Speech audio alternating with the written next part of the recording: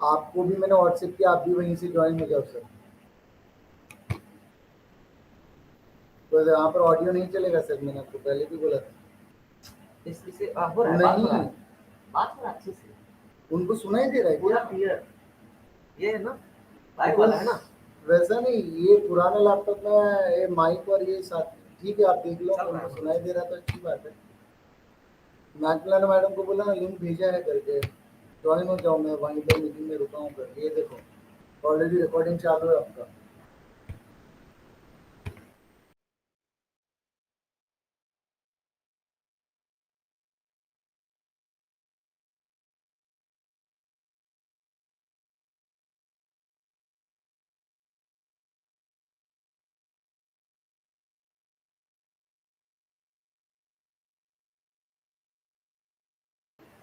Hello ma'am,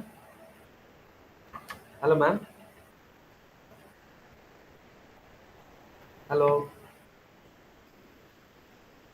hello. आप पहले से इससे ज्वाइन थे इसलिए सुनाई दे रहा था, नहीं सुनाई देगा, मैं बोल रहा हूँ, मुझे पता है। हेलो यहाँ पर बोलो। Hello.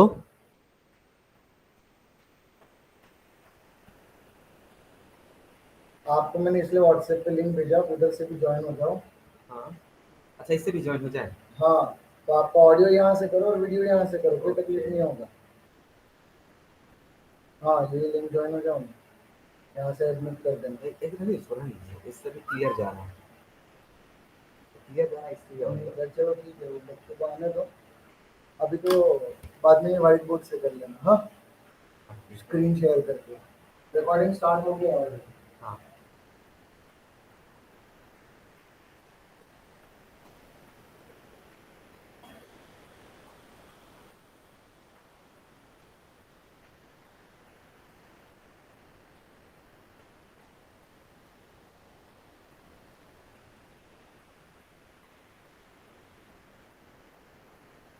Hello ma'am,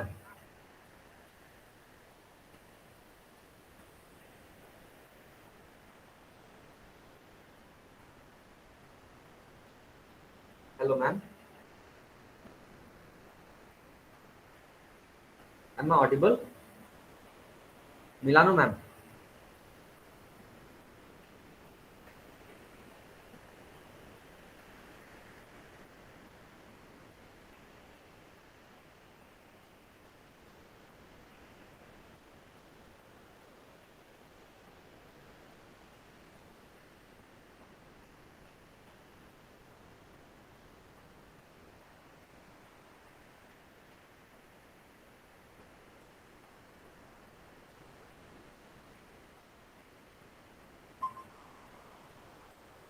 hello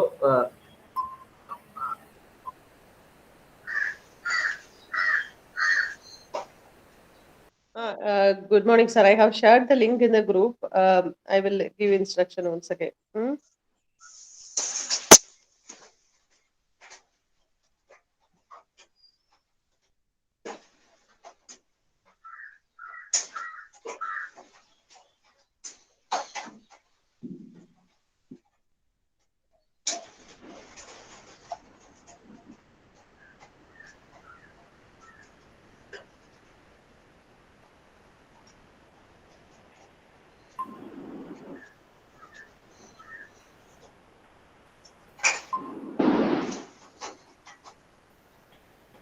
hello, am I audible right now ma'am?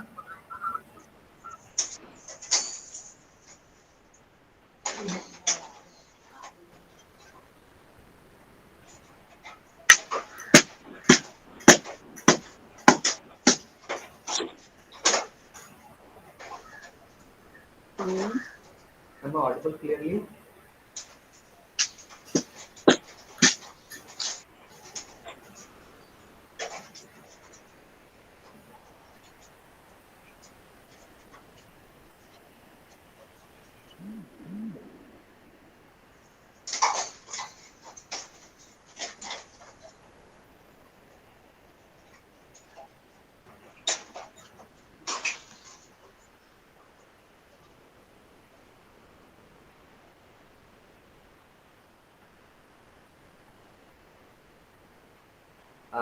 Am I audible clearly?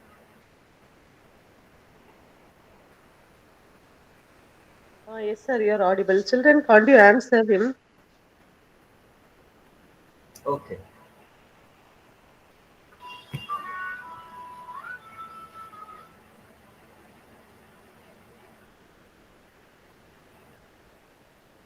So now let's start the meeting. Yes, sir, you can start. Oh.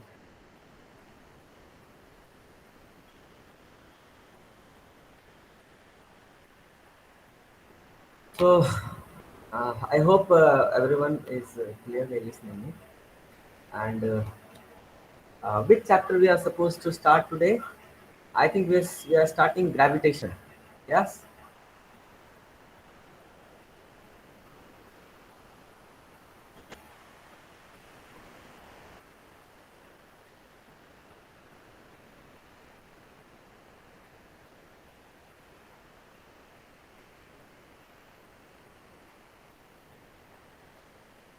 Okay. So students, today we are starting gravitation.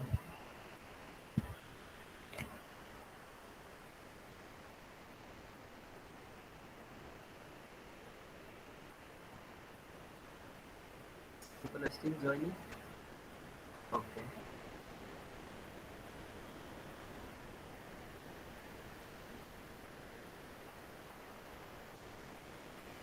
Okay. So gravitation is not a new chapter for you all. Class 9, 10th, I think you would already studied that what is gravitation. So gravitation is the most natural phenomena that we see around us. So gravitation is what it is, the phenomenon of a attraction between the two masses placed anywhere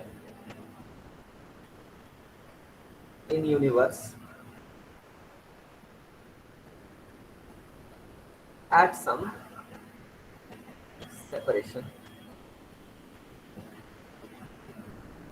So any two masses kept, for example, this is m1, this is m2, kept anywhere in the universe, it is seen that these two masses attract each other irrespective of their size, shape, whatever is that, no problem at all. If they have the mass, they will attract each other. So, ranging from a microscopic particle, maybe electron or proton or neutron, these smallest particles of this nature, to some largest masses like planet, galaxies, stars, everyone is attracting each other. So, this phenomena of attracting the two masses, means masses by each other, when they are separated by some distance, this force of attraction is called gravitational force. So, if these two masses are there, then it is seen that they attract each other. This mass m2 is attracting m1.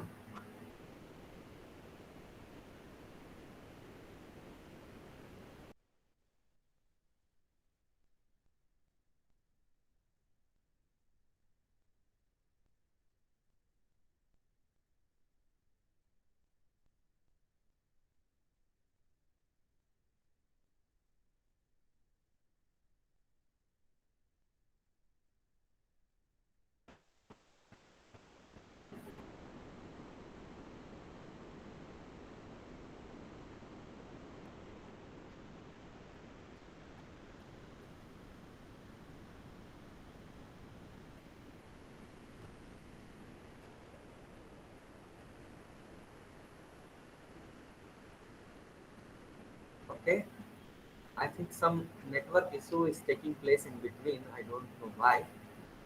I'm sorry because it is getting disconnected in between. So I was speaking. This M1 and M2 are two masses placed anywhere in this universe at some separation. Now this separation can be very small to very large. Generally planets are very distant apart, so the distance is quite far. But no matter whether the distance is small or large, the force of attraction will take place. So if there is a separation D, or generally in other books it is written as R, separation R or separation D, whatever you want to take. So it is seen that M1 and M2 attract each other. This M1 applies a force on 2 and attracts it towards itself, while M2 also attracts M1 towards itself. Okay, so this is F1 and F2 attracted by means applied by M1 on to. See, this analogy of writing is, for example, this, if I am writing F12, now this is not for this place also. Anywhere you see that there, something is written like this, you can understand it very clearly. This F is force is acting on one, and this second part is called the applying agent. Okay, so whenever I write it,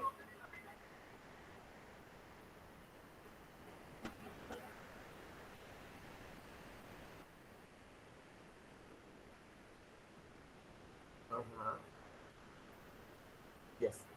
So whenever I write it F12, you should easily understand that force is acting on 1 due to 2. Okay. So this is force acting on 1 due to 2. And the force acting on 2 due to 1. Okay. So these are the forces which are attractive in nature. Attractive forces are acting. And it is seen that these two forces are equal to each other. So the important part here is gravitational force act between two masses. They are equal in magnitude.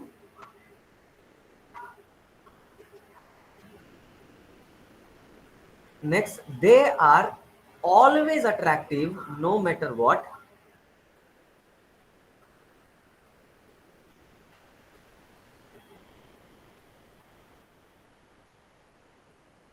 Okay. And they exist in entire universe. That's why this is called universal phenomena. Gravitation is a universal phenomena. No matter where you go, you will find it. Now, this was seen by some people. It was not a very unique observation. It is a very common thing to be seen. So, Newton was the person who formulated this situation. He told that how much force is going to act. So, should I clean it? I hope you all have written it. So, I'm cleaning it. Okay. Someone is trying to join. Sir, your whiteboard is not visible. Whiteboard is not visible. Now it's visible.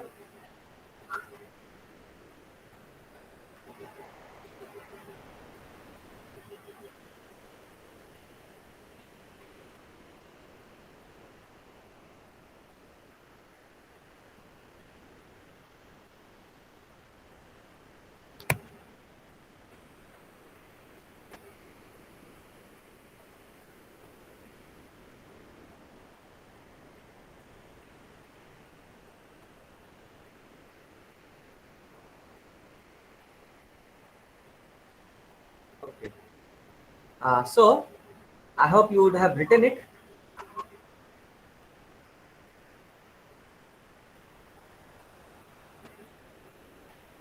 Okay, so now I'm cleaning it.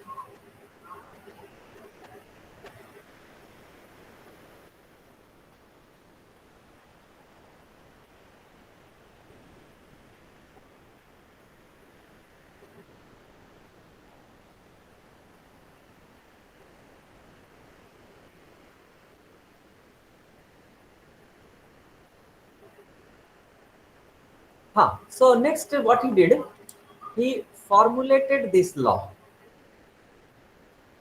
He told that if M1, M2 are the two masses present anywhere in the universe with separation R, and there is a medium, we call it vacuum here right now,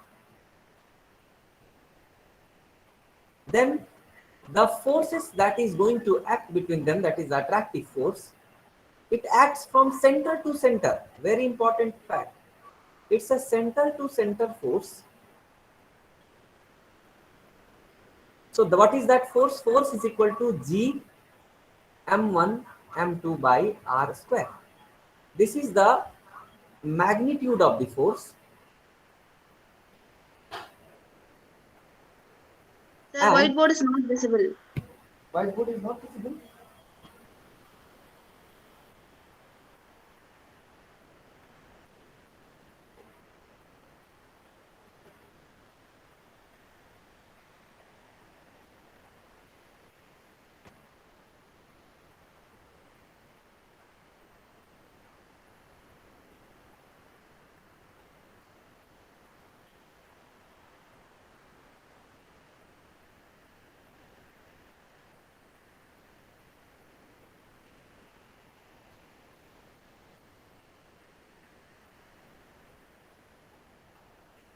Is it not visible? I have shared it again. Wait.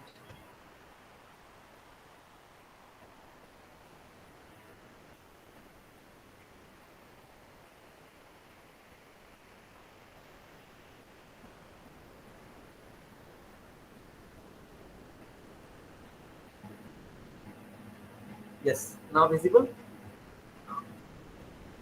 Yes, sir. Yes, yes. Yes, sir. Okay. So, I was saying so many technical glitches are taking place. I'm sorry for that. Uh, let's see if it goes on smooth thereafter. Okay. So,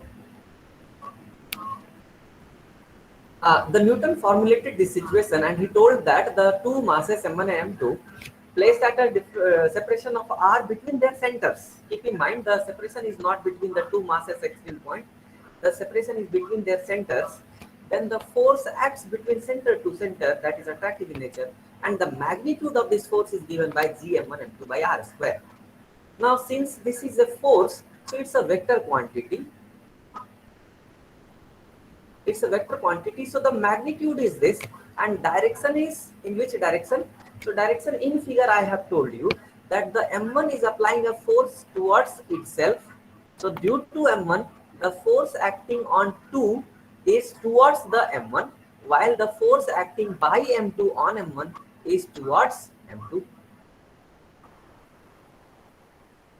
So in figure, you can easily show in diagram by the help of arrow. But if you want to write it in the expression, then the vector expression is written. So vector, this is called magnitude expression. Simple magnitude if you want to find, you can use this directly. But in terms of direction, including that direction, the expression becomes F vector is equal to G m1 m2 R vector by R cube.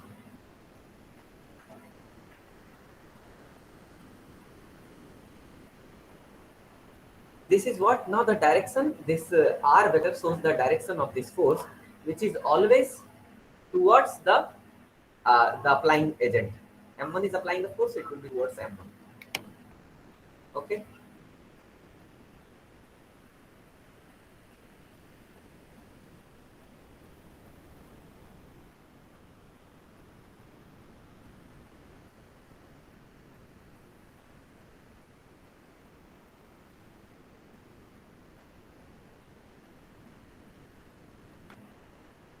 Okay, next is let me tell you the directions very clearly, and we'll take one question, easy question.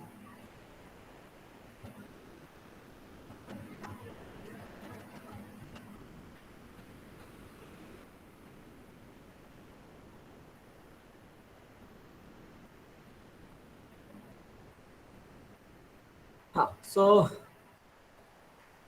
if this is M1, this is M2, the center is here, the center separation is R, then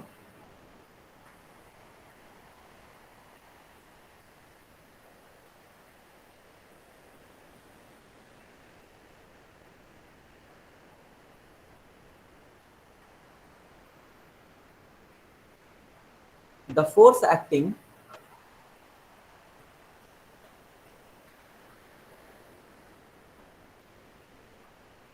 towards this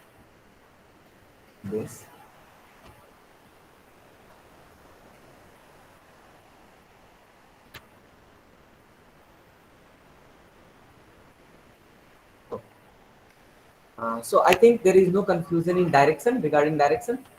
Uh,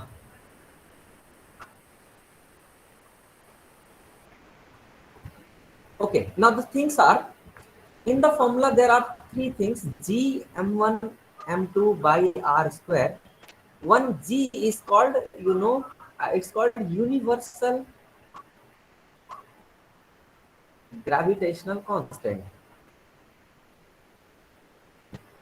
Now, what is universal gravitational constant? It is seen that the force has a nature. What kind of nature? It is seen that the force has the nature of being powerful if you increase the masses. If you increase the mass, the force will increase. So it was seen that the force is directly proportional to the mass of first body, and not only the first one, even the second one also determines the force. So it is also directly proportional to m2,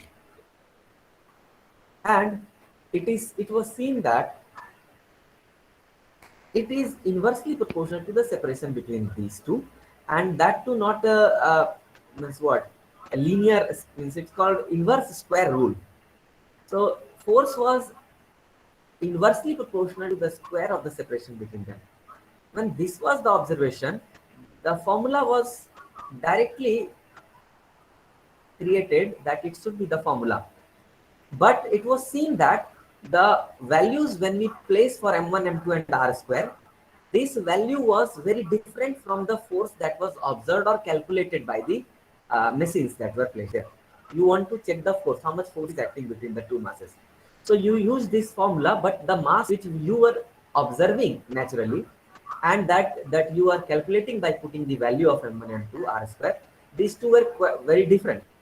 They were not equal. So the question was, if m1, m2 and r square is not giving the value, so there how the force that is acting between them can be calculated. So it was seen that some values were missing. So that missing value is known as a constant value, which is constant throughout the universe. So m1, m2, r square you are supposed to put, and one value is there which is uniform across this universe, and that value is g. That was missing. So they put it finally, and the expression comes out. That's important. Okay. Now this value of g is, how much is that? I think it is 6.67 into 10 to the power minus 11, something like this is there. Okay. Unit is how? What is the unit? This is Newton. You can check the unit. Yeah. Keep g in this side. Take everything in that side. You get the unit. Is force into r square. So Newton, r square is r is distance. So Newton meter square per. There is m1 m2 in the numerator, so it will come down. So you will get Newton per meter square, kg per kg square. Newton meter square per kg square. This is the unit of universal gravitational constant. Okay. Now the question which is very important from here is, find the dimensional formula of universal gravitational constant. This is a very common question that is from units and dimension, but it has been connected. Everyone try to find the dimensional formula of universal gravitational constant.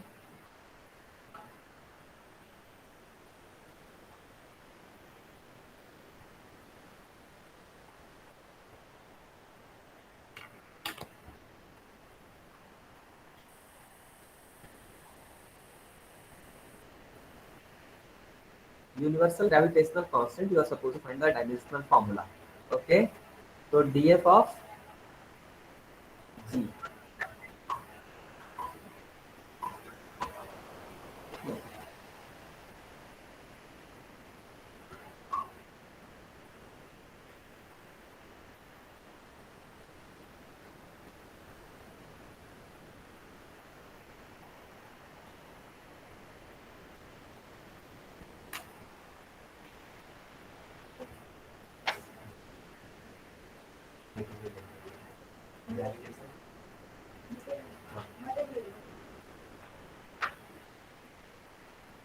Huh. So what is the dimensional formula of G? Simple. Let me tell you how it is found. G m1 m2 by r square is the formula. Yes. So to find the dimensional formula of G, just keep G one side and take everything in that side. Fr square by m1 m2. Okay. So F, now the dimensional formula of G depends on the formula dimensional formula of F r square and 1 and 2. Those who don't know, I am writing it clearly. Just see it properly. Force has the dimensional formula that you must remember it always. Okay, it's the dimensional formula which should be kept in mind very clearly, else you will miss a lot of it, because force is a common thing in many of the expressions. So F, the dimensional formula is mlt minus 2. R square, this is distance ka square, so dimensional formula is L square. Distance L and square is, so square, put the square. Mass m1, so it is a mass ultimately, and there is one more mass, so you get m square.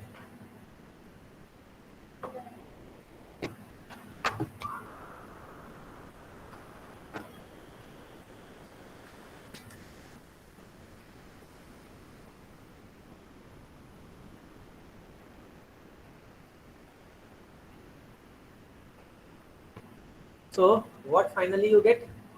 You get m, this is power 1, 2 comes out up, which is minus 2, so you get minus 1 ultimately. M minus 1, L square, and L will give you cube, and T minus 2. This is the dimensional formula of gravitational constant, universal gravitational constant. Keep this in mind.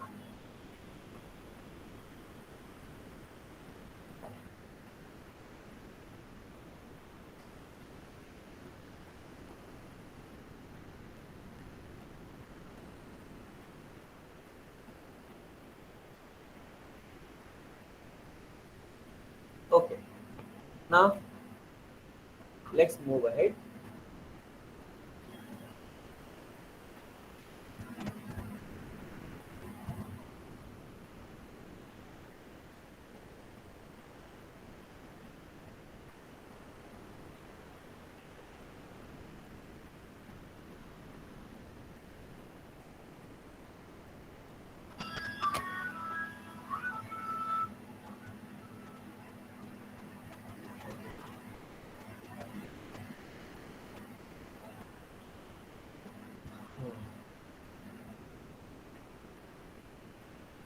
Okay, see, next is superposition of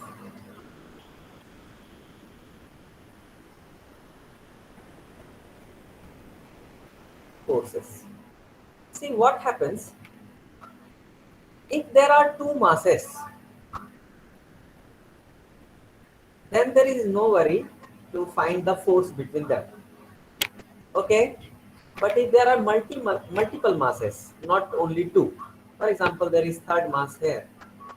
In that case, if you want to calculate the force, then the force is a vector quantity, so you have to take care of the direction as well as the magnitude, because of all masses.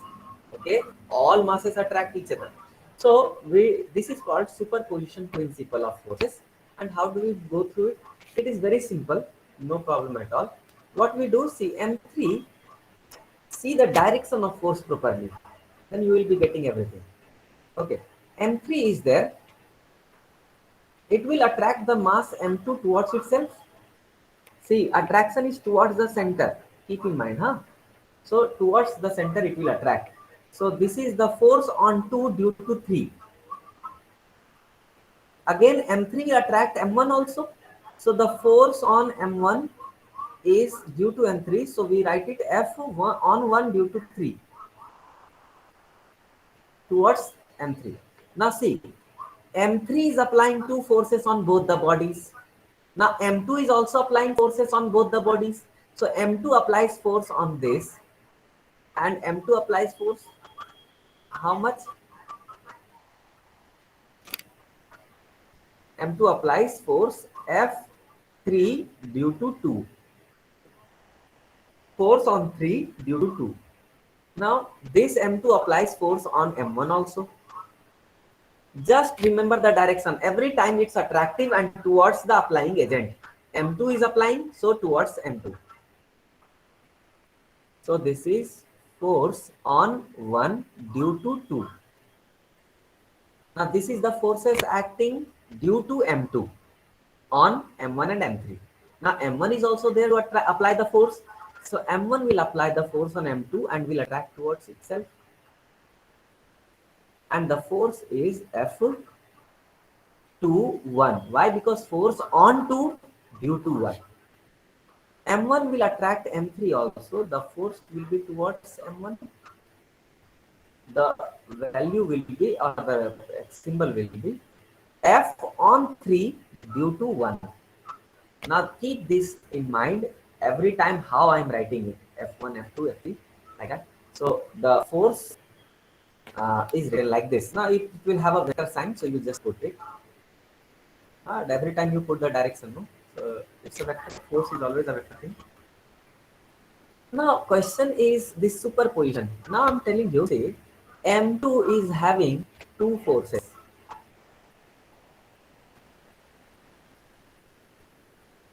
Okay. So M2 is having two forces. If I tell you how much force is acting on M2, then you will have to what? Superimpose the forces due to M1 and M3. Two forces are superimposing each other at point 2. So this is called superimposition of force, and you have to find the net force here by just simple vector loss. So if you draw M2 here separately, so for example, this is M2 here. So M2 is facing two forces. One is in this side, other is in this side. Okay, this is F21 and this is F23. Okay, now you will get the angle between these two whenever the question will be asked. So what you are supposed to find? You are supposed to find the net force on M2, which is nothing but two forces are there. So the total vector addition of the two forces will give you the answer. So the addition of the forces I am doing. So how will you add it? By parallelogram law of vector addition. So for that you have to complete the parallelogram. Okay, and the diagonal gives you the net force. This is F net. Okay, now you can easily find it by the formula that you have already studied in vectors. What is that formula? So this net force has a magnitude which can be given by F21 square plus F23 square plus, do you remember the formula? A1 is root under A square plus B square plus 2AB cos theta. That is the expression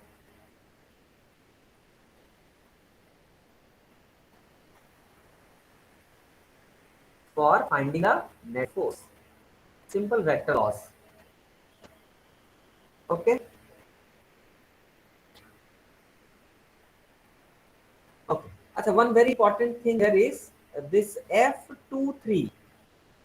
I am writing, and F32.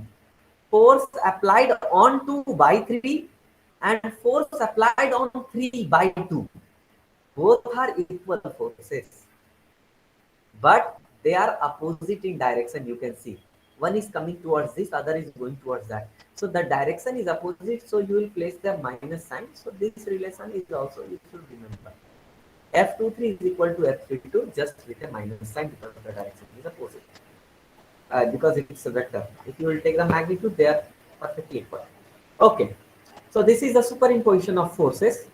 Let's take one question for this, then we'll go ahead. Let's take.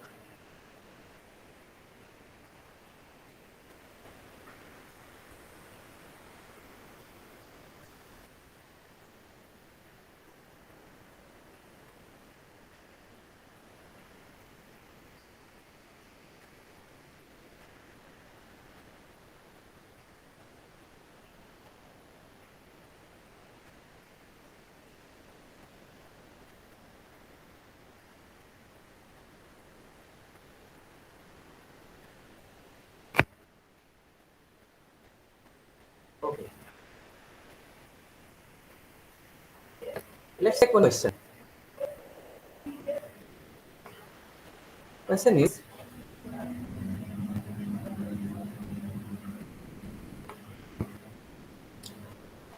now these questions are very, very common questions that you will get everywhere. In the corners of a square,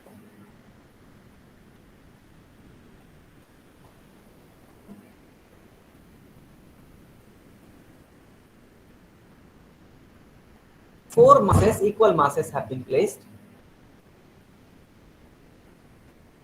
Let it be m, m, m, and m. The side length is a for all, and it is seen that all the masses are placed in this square corner, and you are supposed to find the forces on three things. Find the gravitational force on first,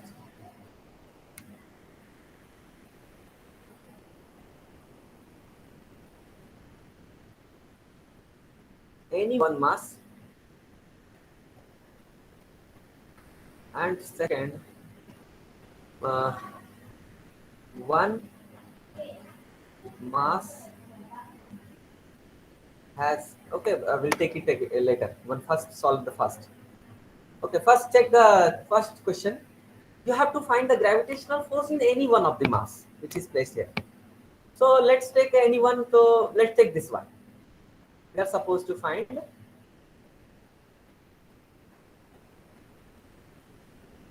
force on this mass. Okay, so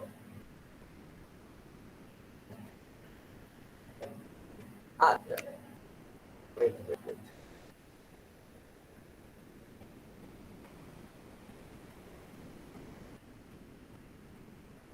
Okay, see. So I'm trying to find the force on this mass. Okay. Now superposition principle is important here. Try to understand it very clearly. What is happening with this mass?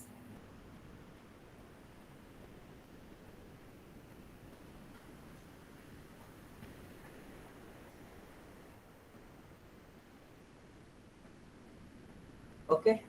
Now see, this m, this mass,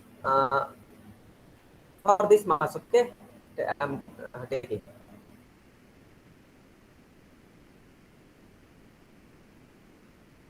This mass is attracting this mass. So the attraction force is in this direction. Let this force be F. One important thing is, we are now dealing with magnitude only.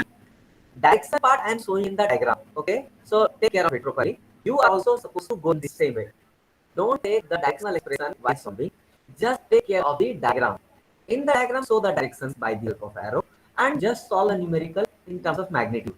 Okay. Finally, to find the direction, if at the end you need the direction, diagram will tell you what is the direction which you are going to see. If not a diagram, some calculations will be easily showing you where the final direction of the force lies.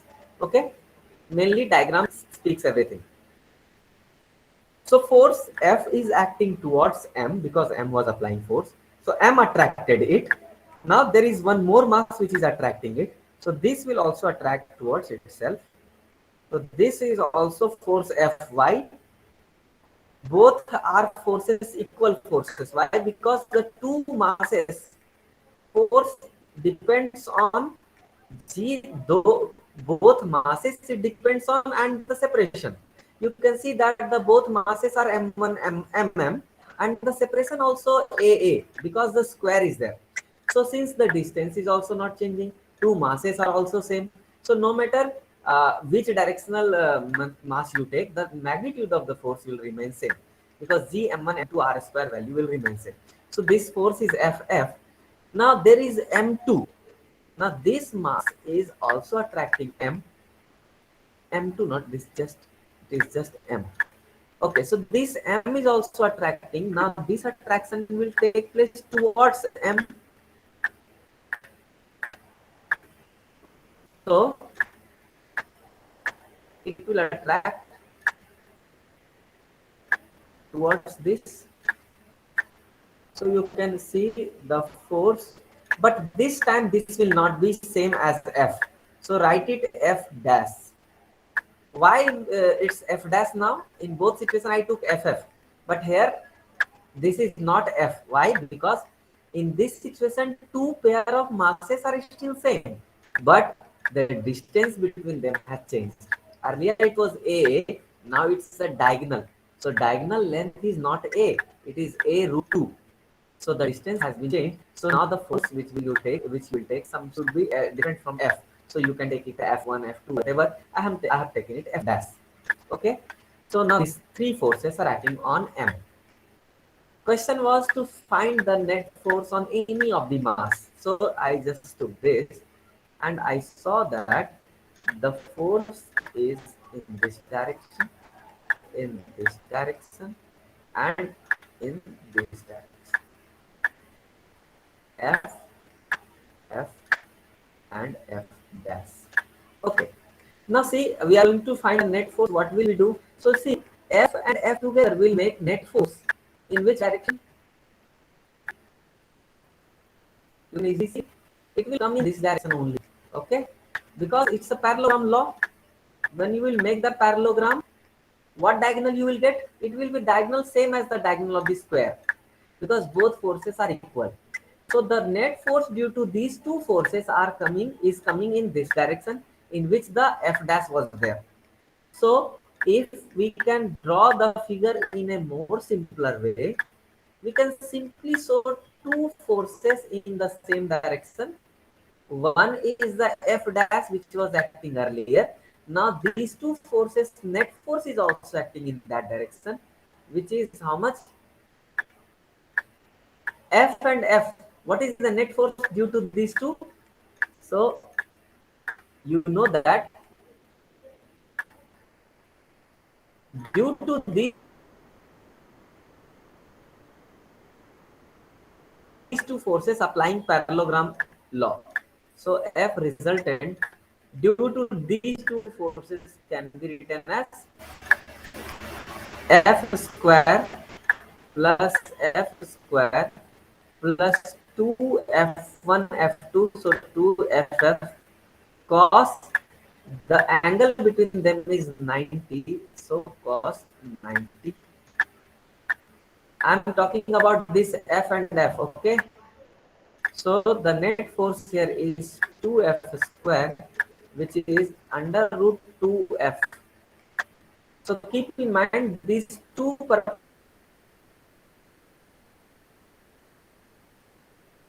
perpendicular forces have F root 2 as the net force in the direction of the diagonal, and there was already one force F dash in the diagonal side. Now since both are vector quantities, you can add them vectorially, and as the vector says that if the two vectors are in the same direction, they can simply be added just by algebra. So F dash plus F root 2, these two forces are in this direction, and this is the net force that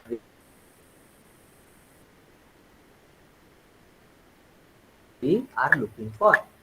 Okay, now this is the net force and the direction is towards the diagonal. Now we are finding this net force, some expression F dash is how much? So you can write it simply. So I'm just doing here. So F net is equal to F dash is how much? F dash is the force between these two masses, and this length is diagonal length. So F dash is G M, other mass M. The distance between them is A root 2, and that's square G M1 M2 by R square. I'm putting. This is F dash. Okay, plus this is F root 2. What is this F? F is the force between these M and M with a separation A. So let's put F also. So F is here, you can write this F is M M, and that separation was A. So A square. Just put this F here. So this is G M M by A square. And there is root 2. So just put this root 2. Now this is the net force magnitude. You got it? This net force magnitude can be easily calculated here. So this is GMM, right? Just write GM square. Okay. Just do the calculation, everyone. You can do the calculation easily. So it's GM square and A square will come out. It's 1 by 2 here and it's root 2 here. So just do it, just do the calculation and you get the net force acting on this mass. Okay. If they ask you what is the direction of the net force, it is towards the diagonal of the this square. Or in a more accurate way, you can write that the net force is making an angle 45 degree with this particle. Or you can name it A, B, C, D, something is written like this. You can tell that the net force is making an angle 45 degree with AB. Okay, that should be a specific answer. But that again, when it will be asked in the competitive exam, it will be always in a what? You will be given sites in a proper way, so you can easily tell. And that too, you should check the options. How the answer is given. They can give BC. The answer may be on any form. So just remember how the direction is where the net force is going. So you can take you can express this direction in many ways with respect to vertical, with respect to horizontal, with respect to something else. So just take care of the that will be given in the options. Four options. Four options will tell you how to express this. Okay. Next is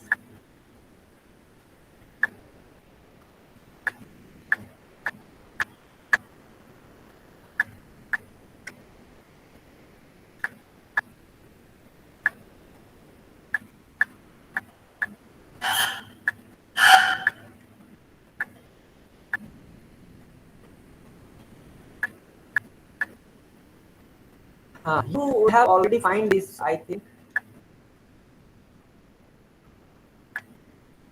This equilateral triangle is there.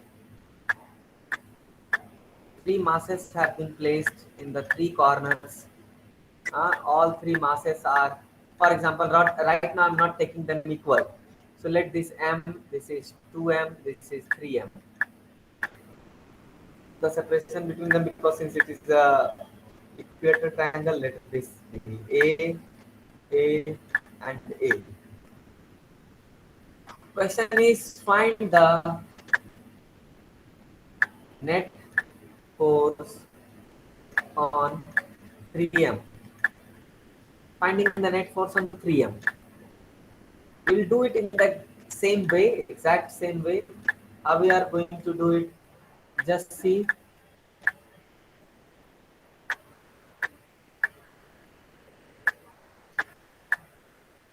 The direction properly.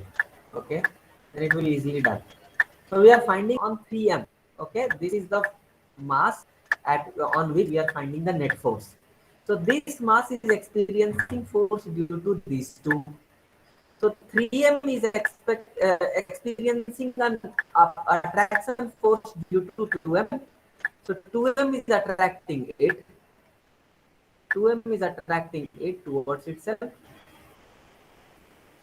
And this is the force. How much is that force? This force is whatever force that 2M and 3M is there. So let it be F1, we call it. Let's take it to F1. I don't know what is that force. Achha, see, I'm just taking magnitude. The direction is in the arrow. Okay. This is the force on 3M due to 2M. Okay. Next, M is also attracting it. So M will attract it. So this force will be in this direction, and that will be, let it be F2. Don't write it like a power.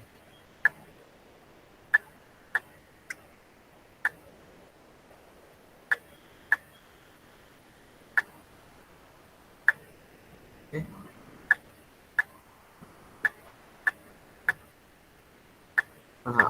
F2. Okay. Now this is the force F1 and F2. Is there any other force acting on 3M? No. Why? Because there is no third mass, only these two masses are attracting this. Now we are supposed to find the net force on 3M. Let's draw the diagram in a separate place. This is mass 3M. experiencing a force in this direction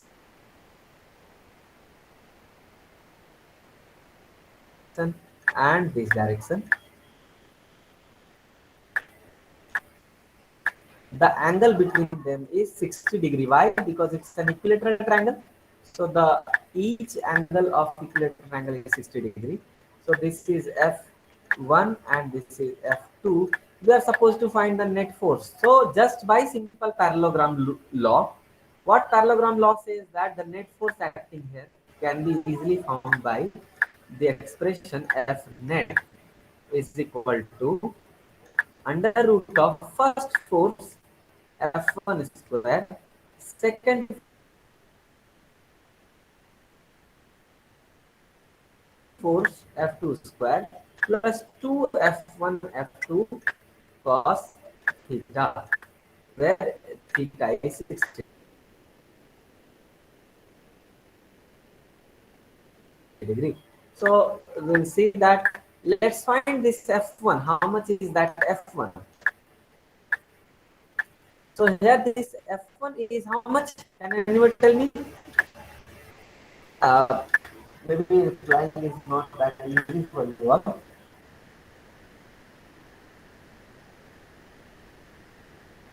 Okay.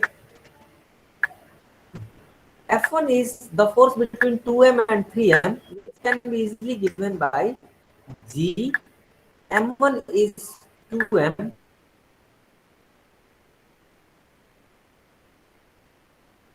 M2 is 3m, by the separation between them is A, so A square. So G M1 M2 by R square, that's what you put for finding F1, and what you get here is G 2 3 are 6, M and M is 6m square by A square. So it's a 6 GM square by A square. Okay, this is F1. Simply F2 is also what the force between the M and 3m. So this is G, M and 3m, so you get 3m square by the separation between A. So it's 3 GM square by A square. Okay, this is the two forces acting here. Now these two forces are here. The net force can be calculated by parallelogram law. By parallelogram law, we calculate the net force. So we get what? F net is equal to F1 is 6 GM square, 6 GM square by A square to the whole square, plus F2 is how much? This is 3 GM square by A square to the whole square, and 2 F1 F2 cos theta. Just put all of these. It's a long expression, but they will make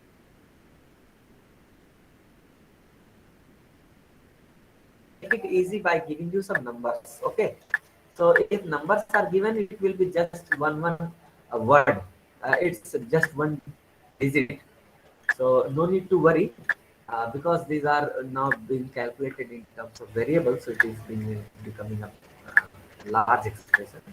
It won't become a large expression if numbers are given. Okay, so numbers will be generally given to you. And if not, then you have to do it. Okay, if you have to do it, then do the calculation mostly in the mind. Okay, not go not everything go writing on the paper. So for example, how I am going to do it?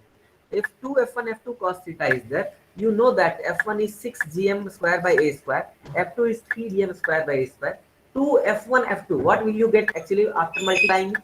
After multiplying, you will get 6 into 3, 18, and 2 is there. So 36 is going to come. You should know it properly, okay? Just multiplying F1, F2 with 2. So F1 6 and 3, 18, and 2 is there. So 36 will come.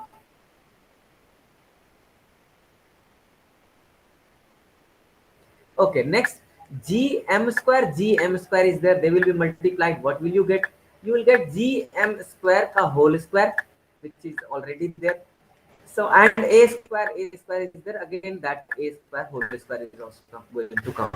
So you get whole square, and cos theta, which is cos 60. Cos 60 is how much? it's 1 by 2. Okay, so 1 by 2 will come here, and you will get what? 1 by 2, 2 will cancel out this 36, and you will get 18 just here. Just 18. Okay. Okay, now do the rest of the calculation also. Think ahead. 6 square is 36 and 3 square is 9. 36, rest everything is same. So 36 plus 9 is 45.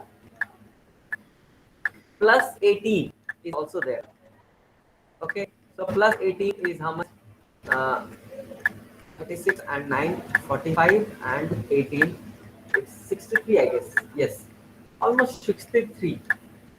Yes, and this GM square by a square whole square is always there in every expression. So when you will take at root comes root what? The square is there. So square root will cancel out this square, and the things which will come out is GM square by a square, and root 63 will remain. This is the answer. This is the net force. If they ask you what is the direction of this net force, what will you tell? You know that parallelogram laws.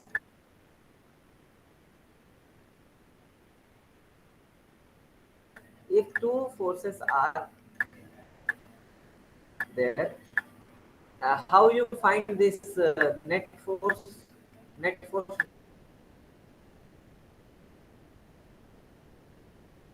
direction. So we call it alpha. The angle alpha. How will you find it? First, have you written this all? Everyone has this. Please copy this. Most of the things you will be doing again in your fair copy. Okay. These are all small calculations. Just take care of this squaring, and just all this.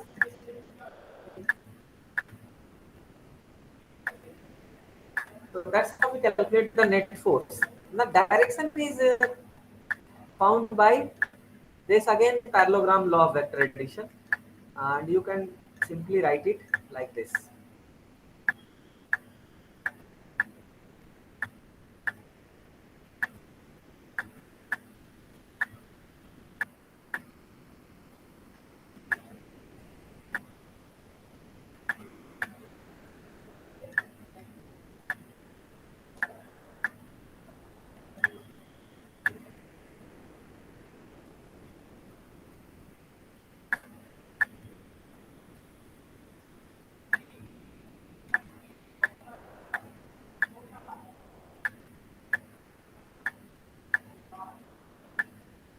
Huh. So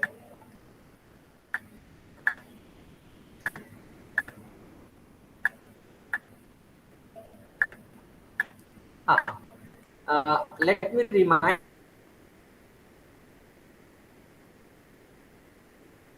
you first how to write the angle.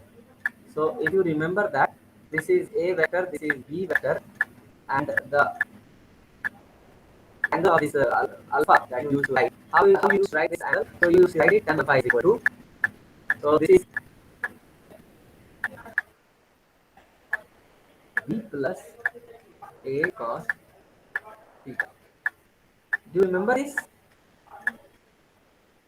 It was as if you have read it in the parallelogram law of vector addition. We write it in this way: tan alpha is equal to a sin theta plus b plus a cos theta. Okay, this is how we write it. And I don't think that it was simple expression if you have read it earlier. So just what we are going to do, just put this. So tan alpha is equal to, this is a, so this is here f1. So this is f1 sine theta, which is 60, sine 60 divided by, next b is here f2. So just put f2 plus a cos theta, which is f1 cos 60.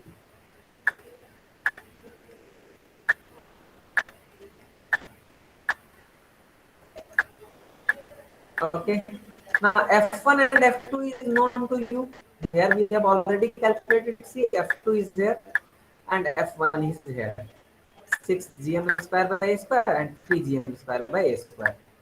So f1 and f2 is already there. Just put it here. You will get tan alpha and that is the angle of the resultant. Okay, just understand the way how to go. It's all same. So this topic, that superposition principle of the forces, it is nothing but it is the vector addition of all the forces acting on a single body, where we are interested to find the force. Okay. Okay. So next is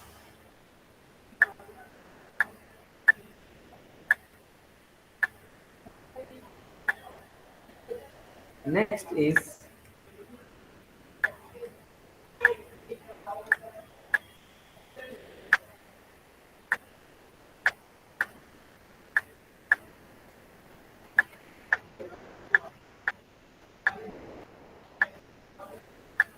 some forces in a regular shaped bodies. In some cases, you will see.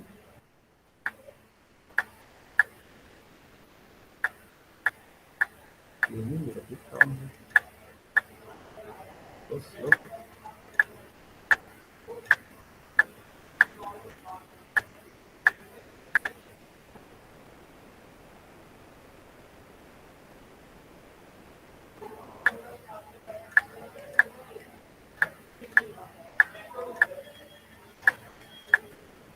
Ah, okay.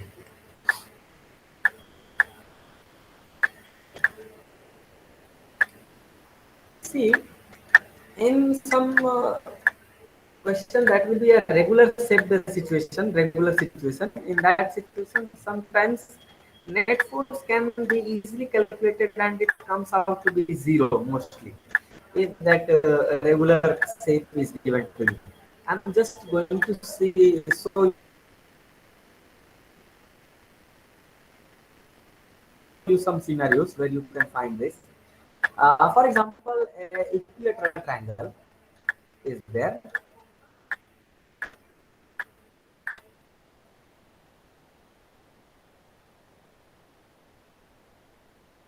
Okay, and what you see that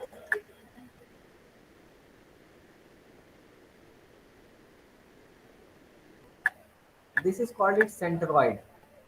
This is called centroid. Okay, so one mass has been placed here.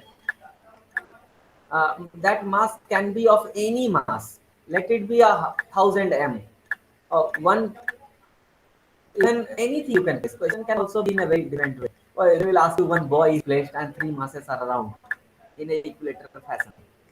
So if there are m, if these masses are equal, m or 2m, 2m, 2m, or there is anything, no matter what. So and there is one boy placed at the centroid. Question is how much force is acting on the boy, who is standing in the centroid.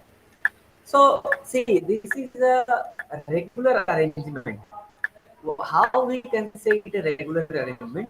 Because in a around this boy, the masses have been placed at equal separation, angular separation. You can see these two masses have been placed at 120 degree. These two masses at also 120 degree. These two also at 120 degree. You can see that all three masses have been placed in a symmetrical way. So if the arrangement of the masses is symmetrical, then what will happen? The force applied by the masses, all three masses on this body, will cancel out each other. How you can see it in a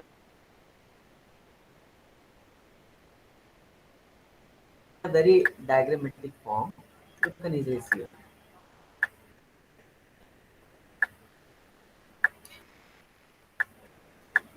See, the boy who is present in the centroid will experience a force due to 2m in the upward side, no problem.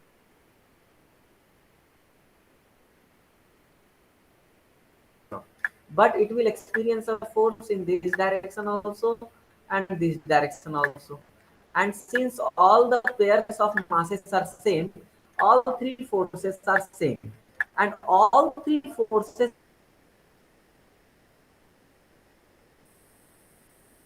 when act in a symmetrical way, you will get, just find this vector addition. By parallelogram law, you can find it. You will see that the vector addition of all three forces in this direction will give you F net is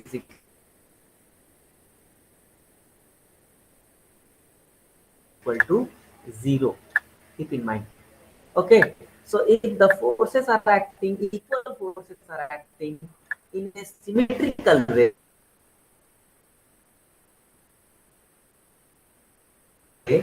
the net force always comes out to be 0.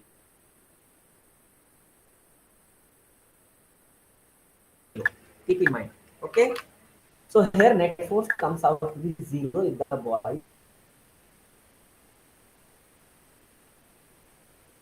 is placed at centroid. This is for equilateral triangle. Achha, keep in mind what should be the situation.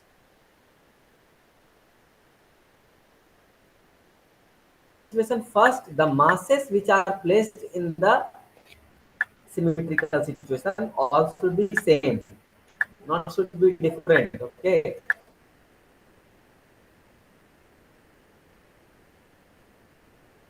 If some masses are different, then one of the forces will become bigger, and then net force will not become 0. Okay, then you have to do all the processes that we did earlier. That entire formula of parallelogram law and everything you will have to put a proper calculation, then you will reach to the answer. But they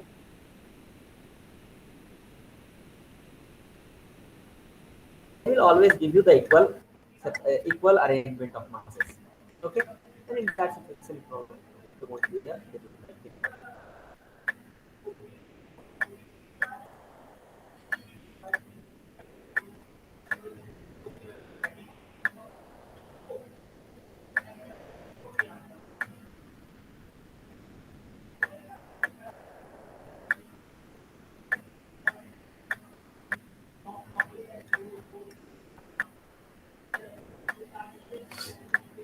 Next,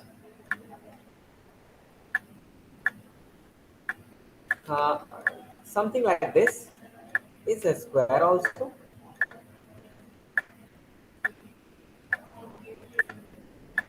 If, if four masses have been placed in the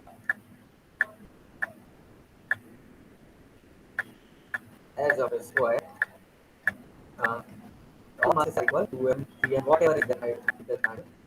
Also be same, just that. The section of its diagonal. Okay, so you can see that around this mass is the force. Around this mass, alignment of the masses is in a symmetrical way. Symmetrical way, so it will experience the force in this direction, and this direction also. So due to all equal forces and that too in a symmetrical way, the net force on this body will again become 0. So net force becomes 0 here. So this symmetrical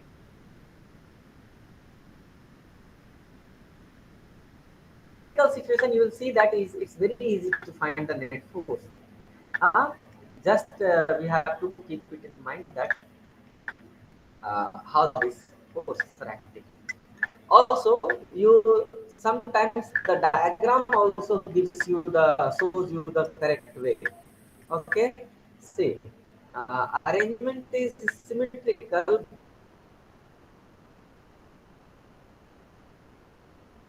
but uh, with all masses are not equal. For example, one mass is there, 2, 3, 4. One mass is here, it is 100m. Here it is just 50m. But opposite to this is 50m and 100m. And one fourth mass has been placed here. Diagram is properly made. Most of the things will be sorted out. This is the mass. Okay, and let be a mass of any m. Just capital M I am taking. Okay. So question is, what is the net force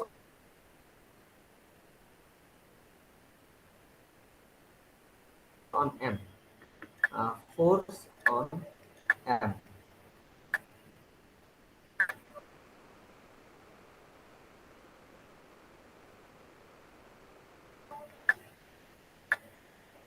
So no need to worry.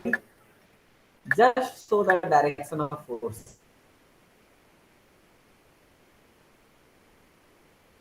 Yes.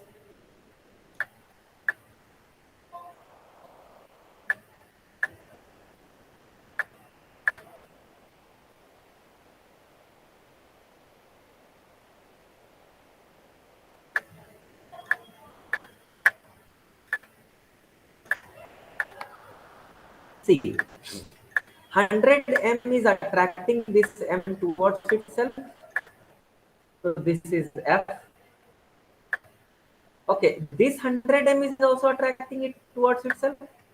So this is also F. Now I am writing FF because the pair of the masses for these two situations, 100 m and capital M. This is a mass pair and the distance is half the diagonal. Okay, no problem. So for that I've taken F. Again here in these two pairs, 100 and M and the distance is half the diagonal. So the mass pair is also same and distance is also same. That's why the forces are F and F. Okay, so these two forces are acting here. Now you know that if two equal and opposite forces act on the same masses, it is zero right now. Okay, let's check for 50. 50 m is also attracting towards itself. This is also attracting towards itself. Again, so this F dash will also was zero net force. So since the opposite pairs are in a base zero, human masses are not equal, but opposite masses were equal, and hence the net force will be zero. Be of regular pentagon. Question will be asked not bad time. They will ask you like regular pentagon. So it's a regular pentagon. So if pentagon has all the masses here, here, here, and there is some mass in its diagonal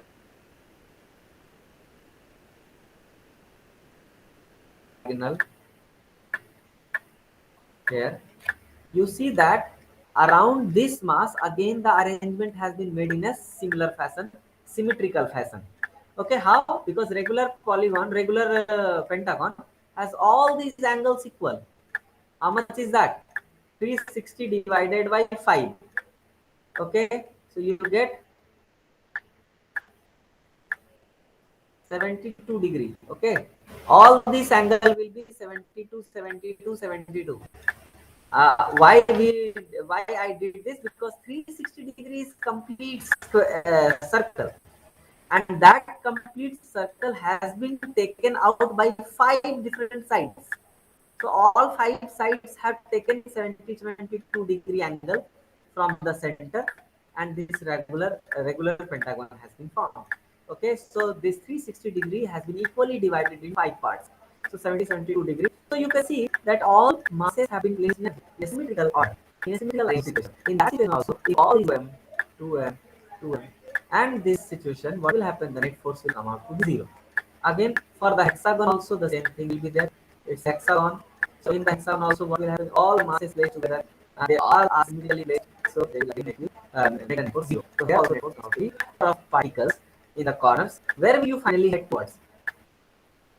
So you see that if we keep 10, we are going to obtain a figure which has infinite number of sides. Which a polygon is like that, it's called circle. Okay. So if masses are placed in a symmetrical way,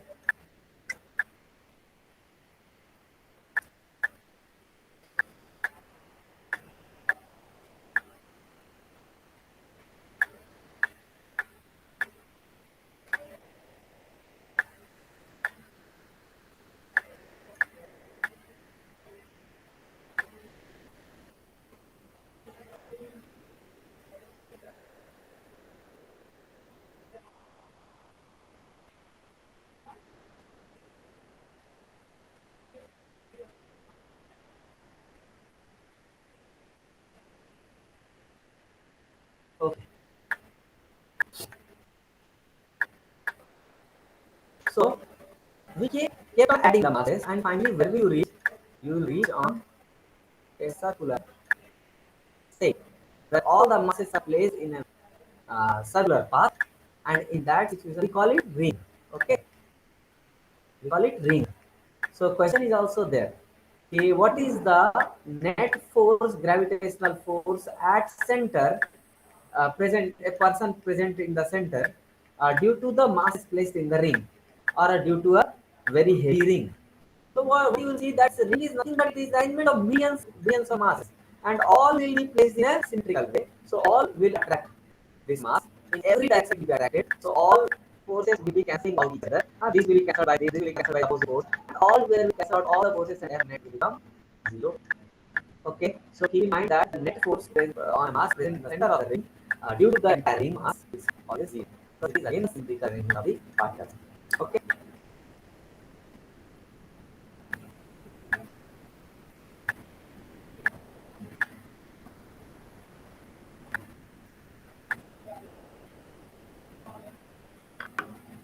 This kind of question is also there. See what kind of question is. So situation is there is arrangement of multiple masses, infinite masses, all in a symmetrical way. So the force acting on the center.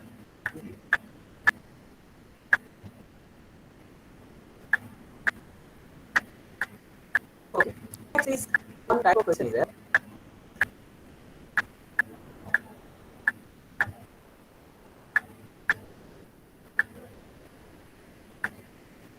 Question is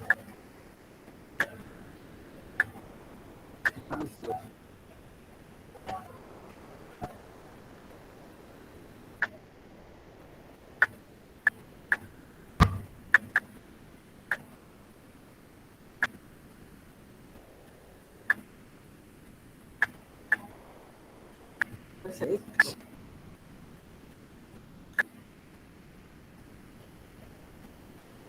m, and the question is asked that where should be a mass m placed in between these two masses. Question is where should be the third mass m in between, so that net force on it becomes zero. Where you should put the third mass? So I don't know where it will be put, but let this be put in somewhere here. Okay, so I am putting this small m here, and in this situation I am assuming that the net force is equal to zero. So I find where to be. So if this is m, the distance between them given to you is d. Okay, and let this separation from 2m be x. Then the remaining length will be d. Let m be placed. Well, we have left this small m. As the net force is becoming zero, how can it become zero?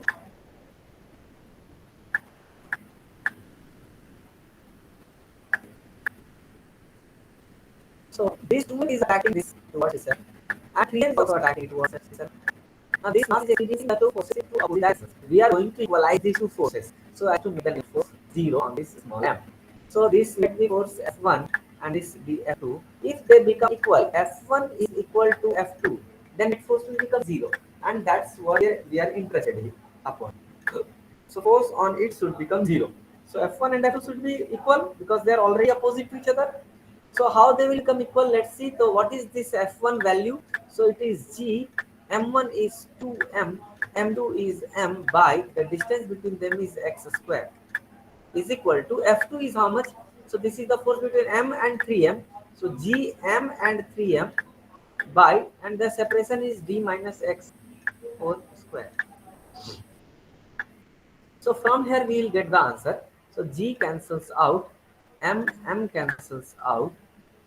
You get here 2 by x square is equal to 3 by d minus x whole square. Okay, so now it's a quadratic equation.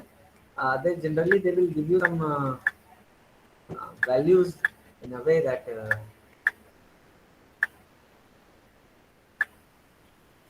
I can make it even more simpler. See how can you, these questions will be coming in a way that it will, you will get a very easy perfect square number. Okay, it's just a simple calculation like this. I have taken this x square here and brought 3 downwards. So now this is whole square, so just take that square and put root this side. So this square will end. Now it's just root 2 by root 3. Bring it this side, it's a linear equation. Just if it's a linear equation, you'll get the answer by just bringing something into RHS and LHS. Okay, that is one way. Second is go for the quadratic equation also. If you go for the quadratic equation, what will you do?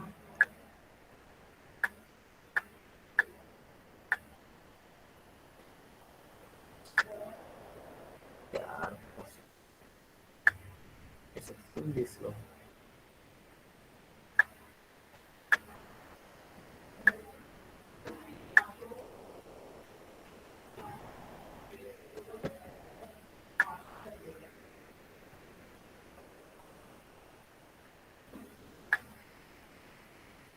Okay. So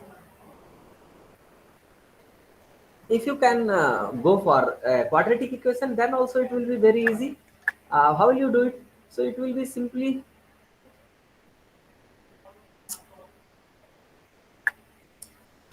it will be simply 3x square.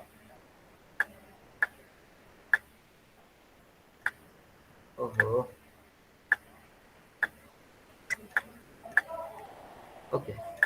So 3x square in this side is equal to d minus x ka whole square. So see, right now it's d. In other question, you will get some number. So it will be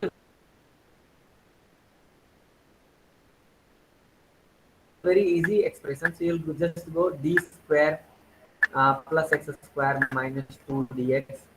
Some number will come, so it will become 4. Some x square will become, it will become 3x, something like that. And there is 2 multiplied with it. So you will get a quadratic equation. So I think most of you know how to solve the quadratic equation, and you will get the answers from there. Okay, in the equation, our quadratic equation, 2 answers will come. So which answer you are going to accept? So answer should be accepted. Should means verify given situation. For example, this x value cannot be greater than d. Okay. For example, I have given you d is equal to 10 meter between these two masses, and one answer from this quadratic equation solution comes out to be 11. So will it be valid? No. Excuse me. So this d is already 10 and x is coming 11, so it will be invalid. So you have to take out of two one that is justifying the situation. Okay, and that will be better. And if you go in the earlier way, I told you that the square, bring both the square in one side, take the square in other direction, and put the root, and then you will solve the question. So in that situation, you will directly get the correct answer. No need to worry even for this. Okay, so you can go in any way. It's a simple question after this. Next is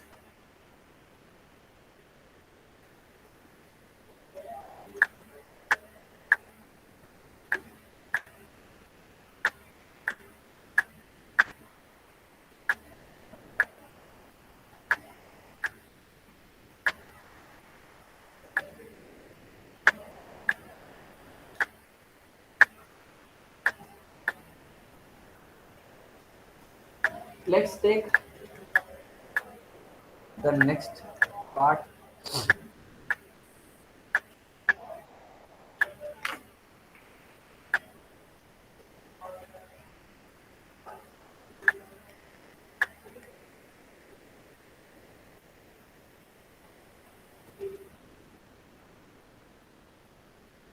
Anyone has any doubt till now?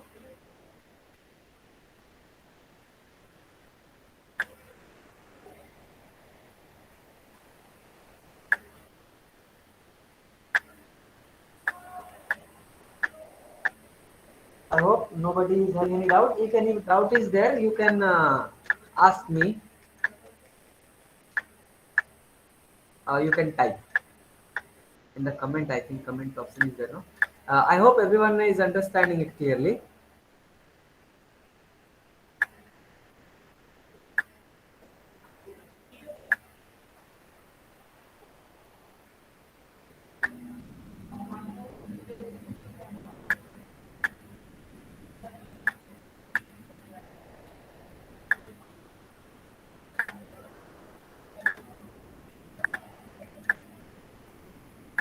Okay.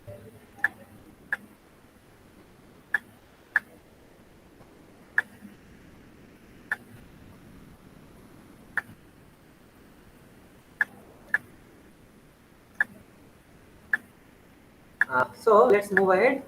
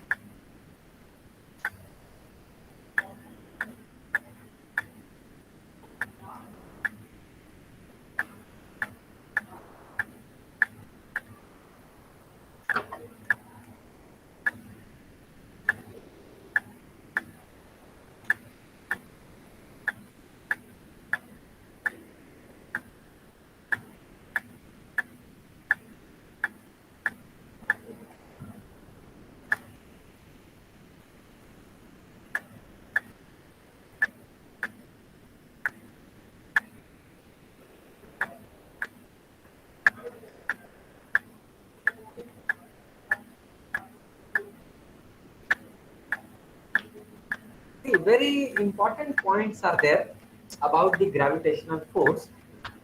You must check the material given to you all. There are some very nice points about this gravitational field and force. Gravitational force and gravitational constant does not depend on any medium. Okay, so if the two masses are placed either in the vacuum or some water, or you can immerse it into some other materials also. No matter where you place it, okay, the forces are not hindered, and the gravitational force of attraction remains same. Okay, so for example, that during this solar eclipse, lunar eclipse, for example, there is sun here, and there is earth here, and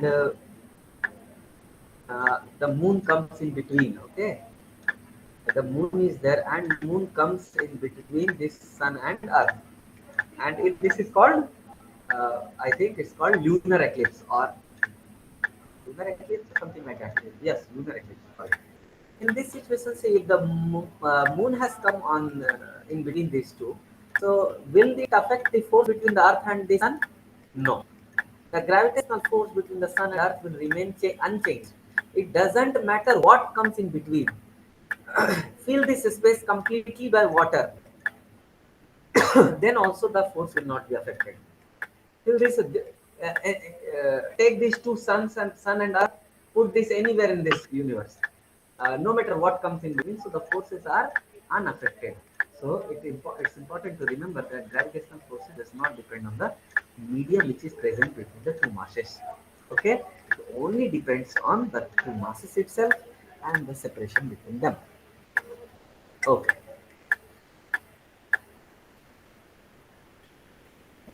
Gravitational force is a very weak force. Okay, extremely weak force, and extremely weak for some common bodies, like the bodies that we encounter in our daily life.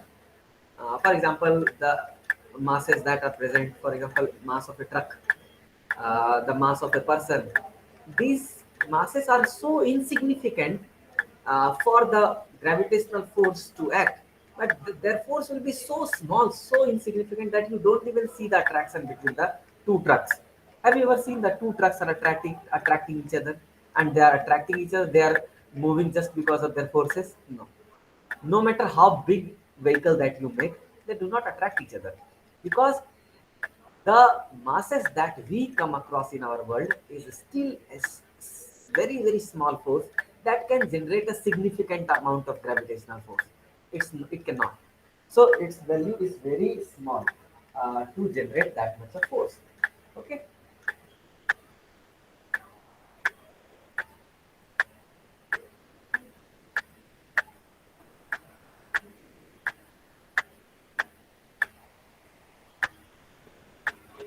So this gravitational force is mostly observed in the planetary systems.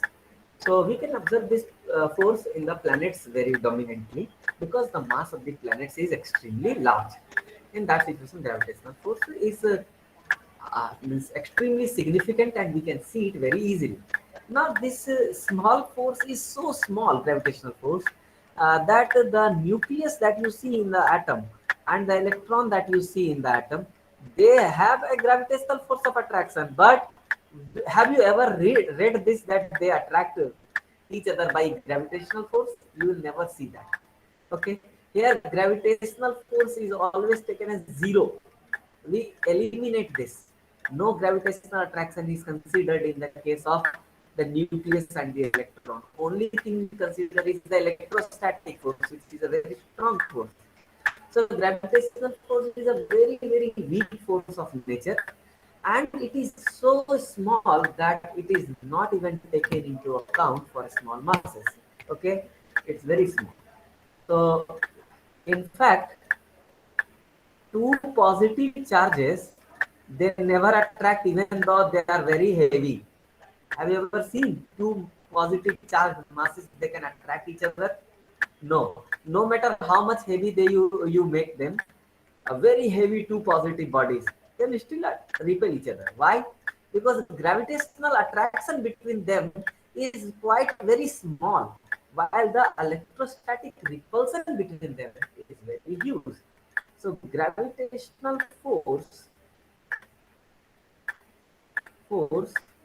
is a weaker force than electrostatic force. Very small actually. So charges, they repel each other or attract each other, that will be clearly visible, but the gravitational attraction will not be visible. Okay, that is so small. One more thing is there. Two masses, the gravitational force between the masses is only visible up to certain range. Okay, two masses are there, m1 and m2. They will attract each other only up to certain distance. It's actually a wide range force. Okay, wide range force. Gravitational is a wide range force. Means this force is visible and significant if you have a significant separation between the two masses. What if you reduce the separation to a very, very small value? If sometimes it is seen that the masses are placed extremely close to each other. Now, how much is that close? That closeness is somewhere between 10 ka power minus 6 meter, or no, even it is even smaller than this. 10 ka power minus 9 meter. We call it 1 nanometer. Okay, 1 nanometer. If the two masses are separated, but the separation is less than 1 nanometer, then in that case, gravitational force will vanish. It won't be visible. What will come then? Then there is a very, very strong attractive force which comes there. And that force is way powerful than any other forces of this nature. Electrostatic, magnetic, any whatever forces you see. That force is very, very small compared to that force which will come when the distance between the two masses is less than 1 nanometer. What force we call it? It is called nuclear forces. It's a very important thing. It will be dealt in class 12 in the second book. Call it modern physics, nuclear physics. Okay, it's a very interesting chapter. In the nuclear physics, you will see that the masses which are placed less than 1 nanometer separated, they will have one very strong force that is called as nuclear force. Nuclear force acts only if this much separation is there, and that force is 1,000 times bigger than all these natural forces. And that's why the nucleus is so much small, but still can hold the positive charges into it. You can see the nucleus is very small, but it is holding how many charges? So many charges, and that to some repelling one. You can see the positive protons are there, but it can still hold them. Why? Because the electrostatic repulsion between these two is very small when compared to the nuclear attraction between these two. So nuclear forces are so strong that even the electrostatic repulsion can be countered easily.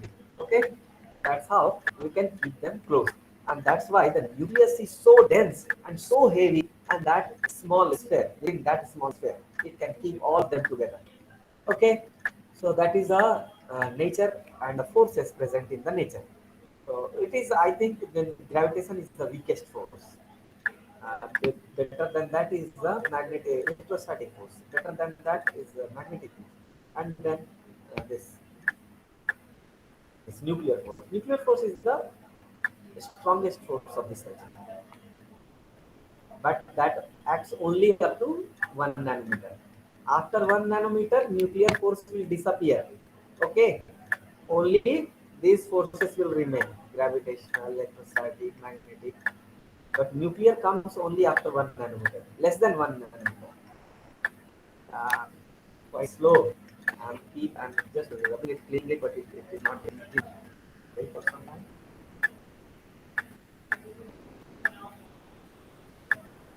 Uh, Everyone, I'm clearly visible. Yes, just write few of you.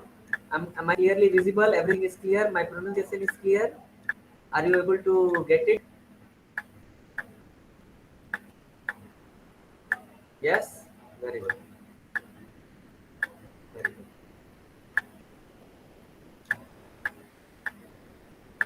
Okay. So then after we go for the next, Next is gravitational field. What is this gravitational field? I think it's very simple.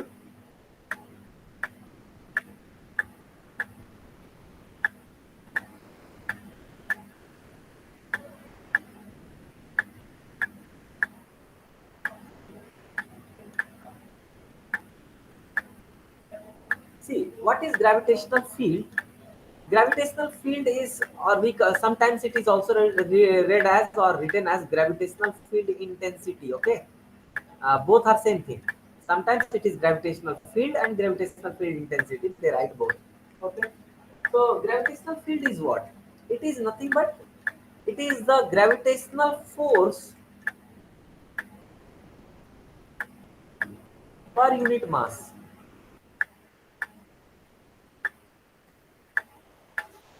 That is called gravitational field or gravitational field intensity. Okay,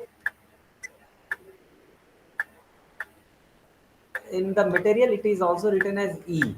Okay, you can write E or I, whatever you want to write.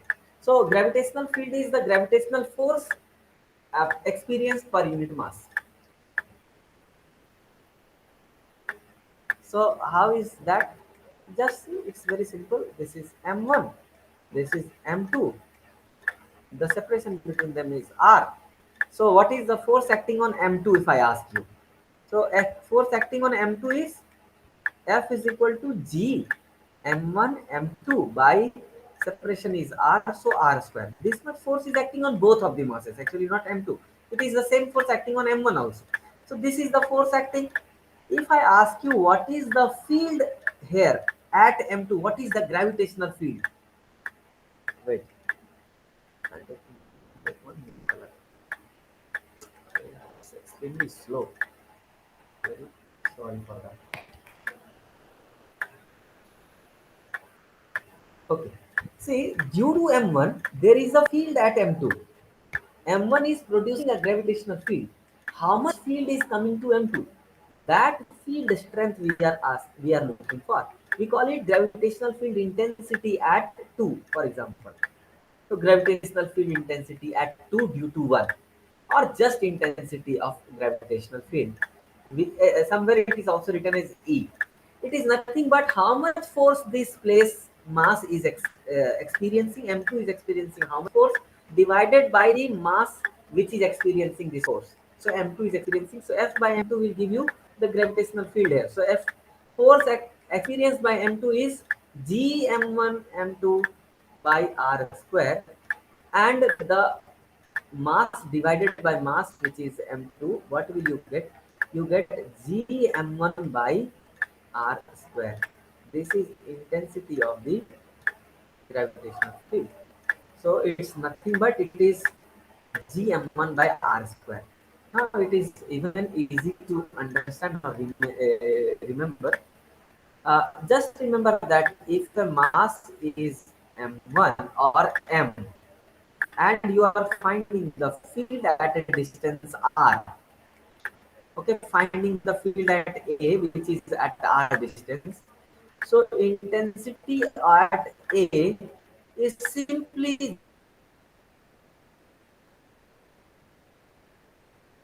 G, the mass which is producing the field, divided by the distance ka square. You can see that easily. So this is G m1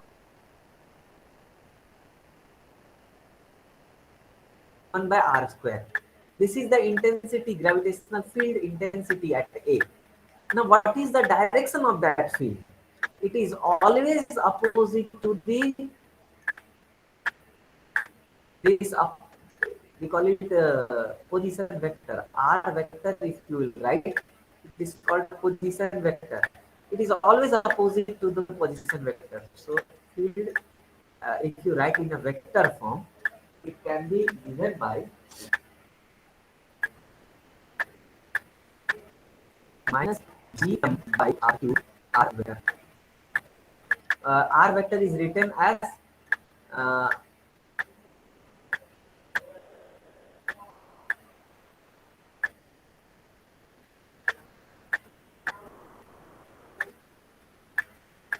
can can write this here.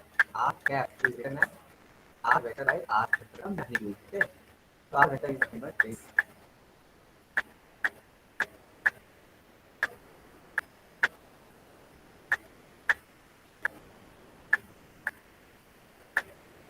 Magnitude. Like that. Simple. Don't worry. Just remember the direction here properly. It is because this is mass m1. The field, gravitational field will be what? It will always be attracting someone. So it will be towards this mass always. Okay? Keep it like that. Or you can write it in this way also, no problem. This is this. In this direction, this is R. So position vector is in this direction. And the force is in this direction. Field is in this direction, opposite to that. So minus comes. So no need to wait for that. Okay?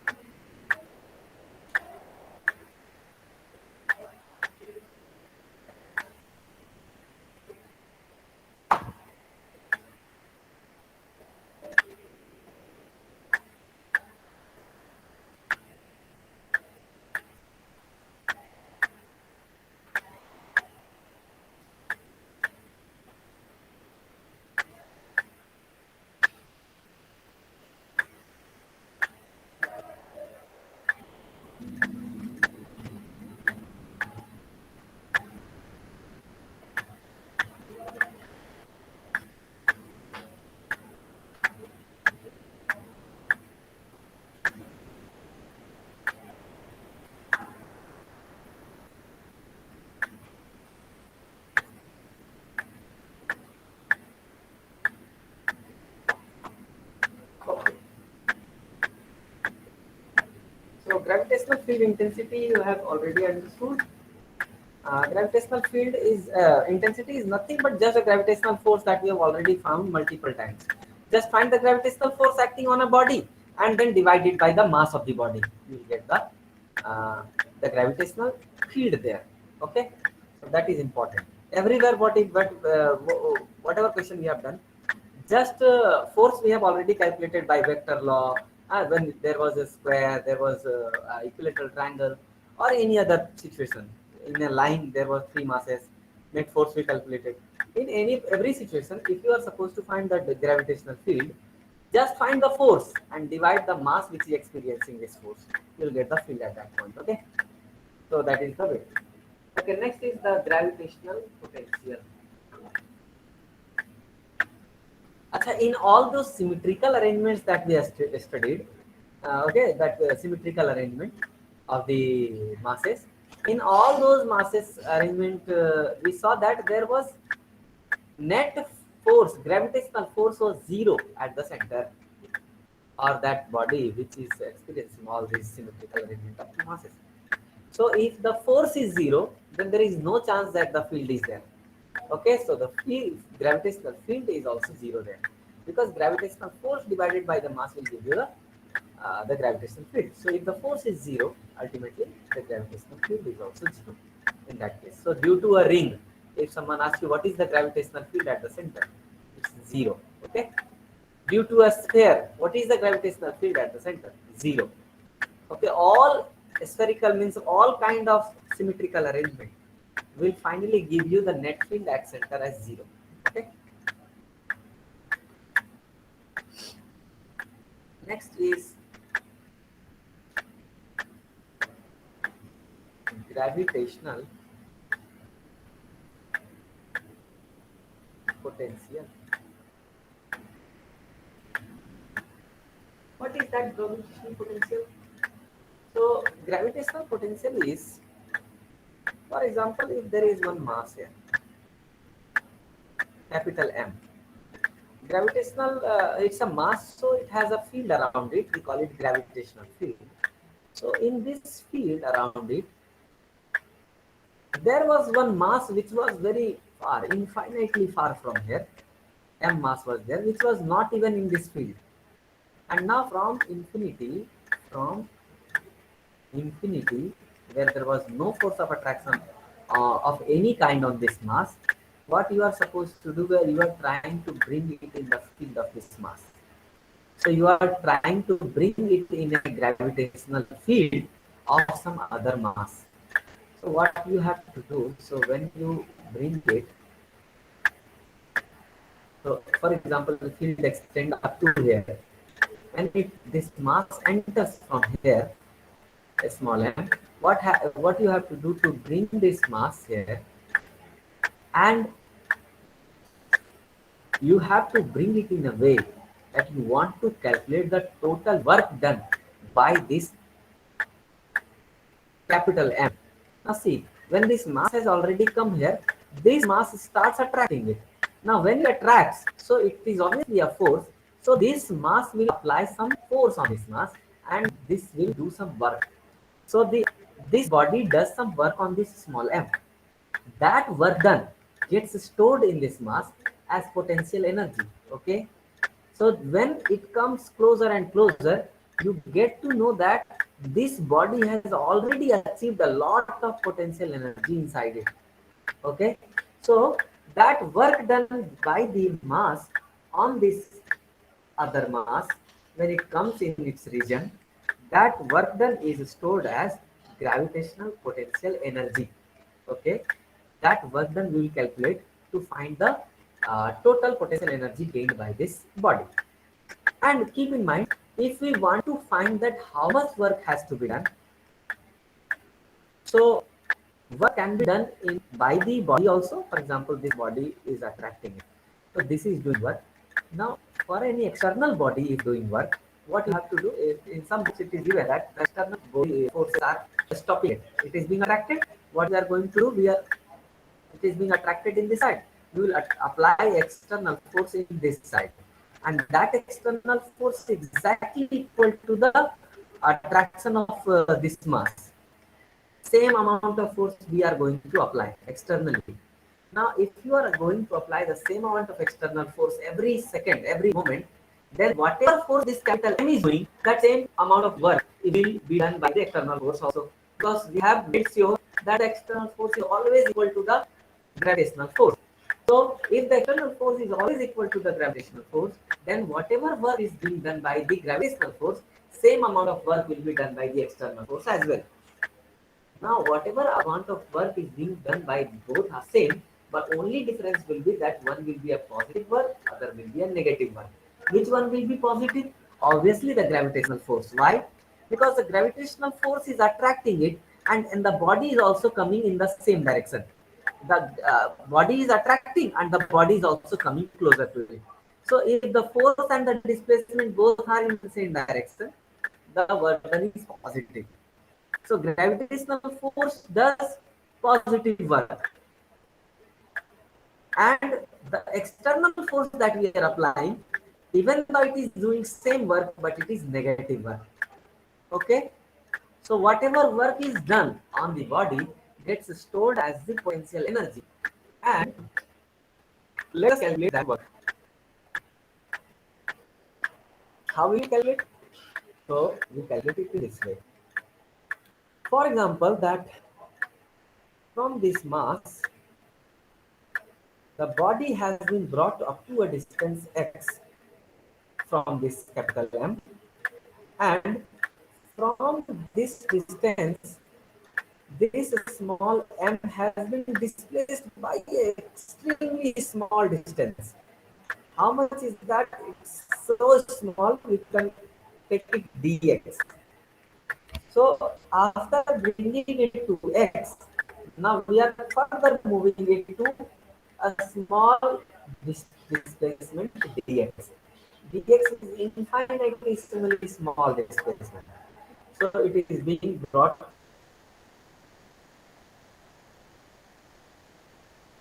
closer to it by a dx. Now you know that the force acting on this small m when it is present at distance small x, that force is g capital M small m by the separation is x, so x square.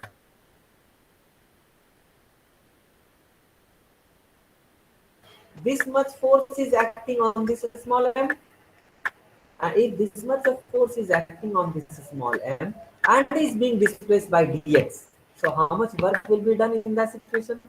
So that small work will be done to move, displace it by small dx. It will be f dx. Huh? Force into displacement. Okay. The force into displacement, force is how much? Gmm by x square, and displacement is dx. This is dw. Okay. Now to find the total work done. Total work done can be calculated by integrating. So integrate it just, so dw integrated this side also it gets integrated gmm by x square dx. So after integration you get what? So you get total work done. So what is the limit that you will put? So x goes from where to where? So x can be 0 if you are exactly at the starting point. It can be brought up to very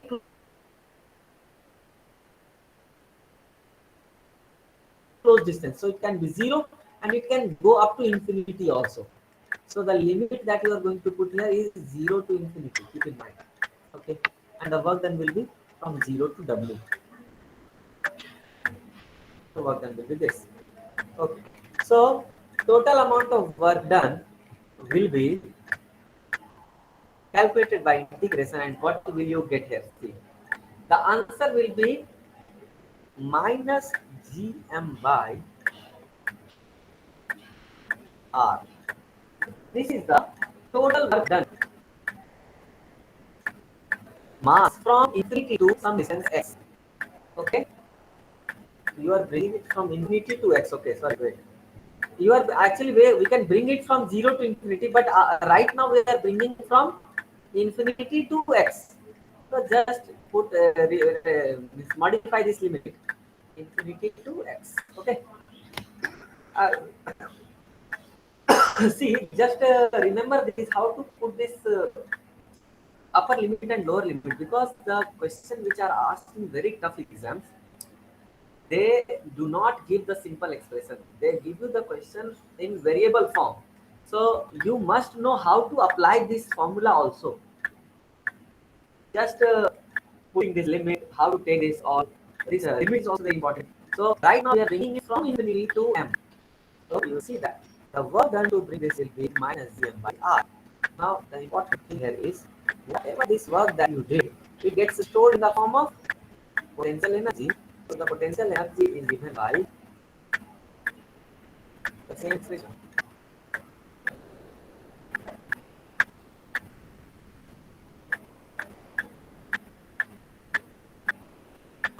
Okay. So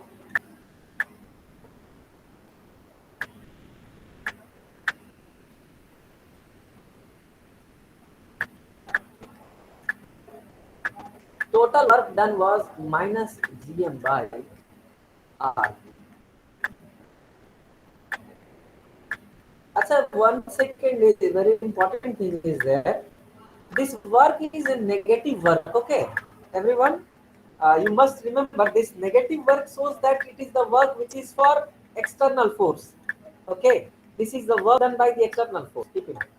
If you take for the gravitational force, work done will be same expression just by position by gravitational force. Okay, so don't get confused. You already saw that gravitational force is with positive work, external force is negative work. But a gravitational force is that you just whatever work done that counts for Potential energy.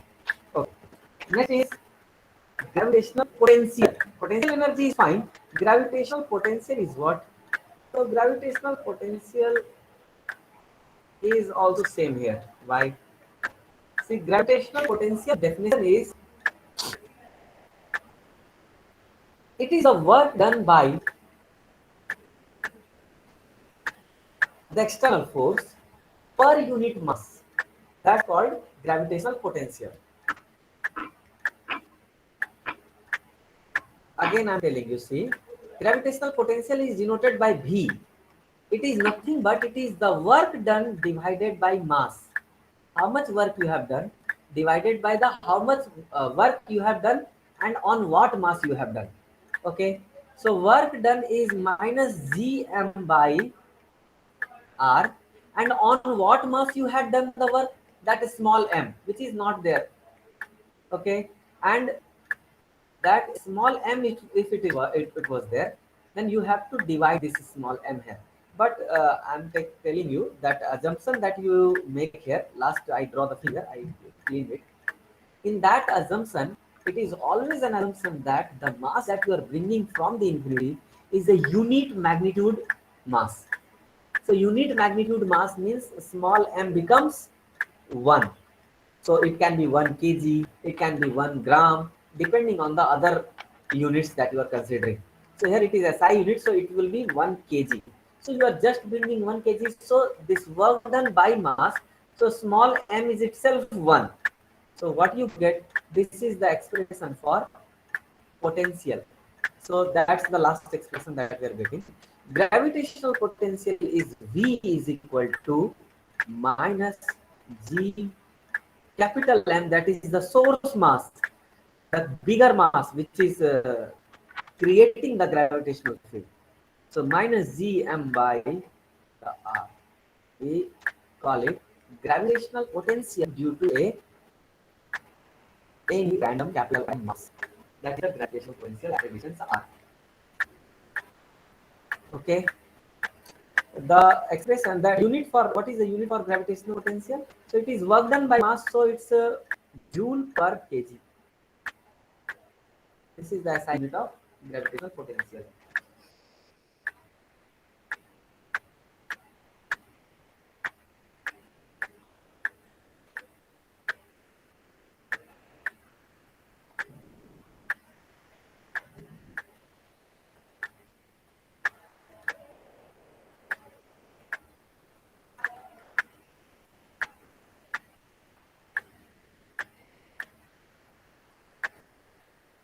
We are going to take some questions.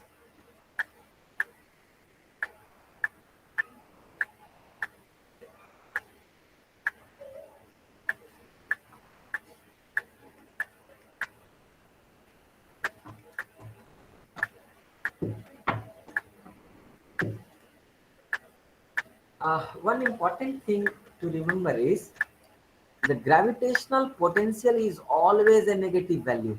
Always keep in mind. Gravitational potential energy is also negative always.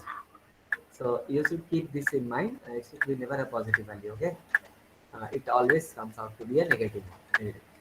You will see that in electrostatic potential it can be positive also. Here it is only negative because attractive forces are there. So during attractive force, external force always does negative work only. So if negative work is being done by the external force, obviously the gravitational potential energy will also become negative, and this the potential will also become negative. Okay, because it is determined by the external force only. Okay, now let's take one question.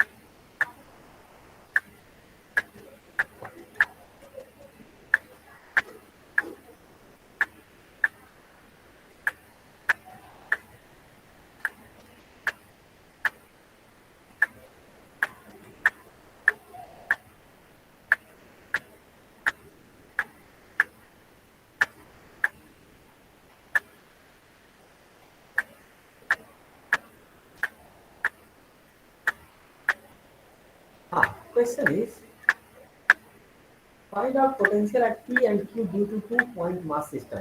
Wait, I'm drawing the figure. There is mass M and there is another mass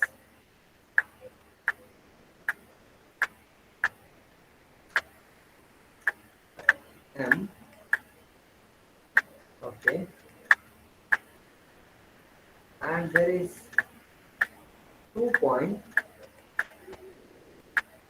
One point is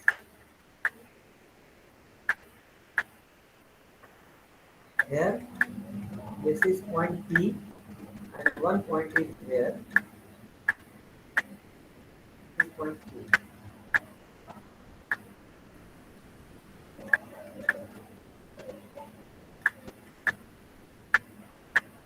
Okay, it is somewhere in between, huh? Somewhere in between.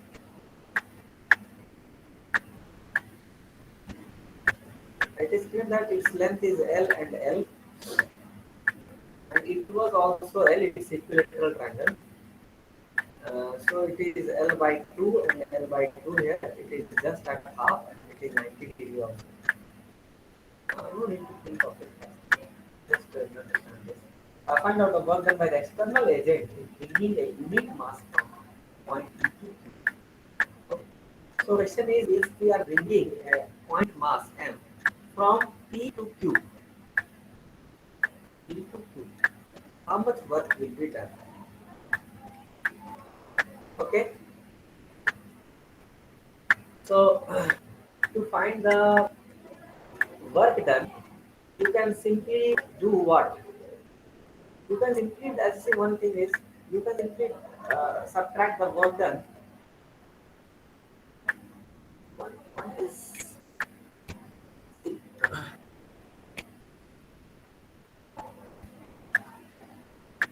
first find the potential. Question is three questions are there. First, find the potential at P, find the potential at Q, and third question is work done to move from P to Q. Okay, that's the question. So what is the potential at P? So potential at P is due to two masses. Okay, one very important thing, that gravitational potential is a scalar quantity. So scalar quantity means you can simply add it like a scalar. So if due to one mass there is some 10 joule per kg potential is there, or some other it is -6, so you can simply add that. Okay, so to get the net potential. So it's a scalar quantity, that's important to know. Okay, so we are just finding Vp, the potential at P.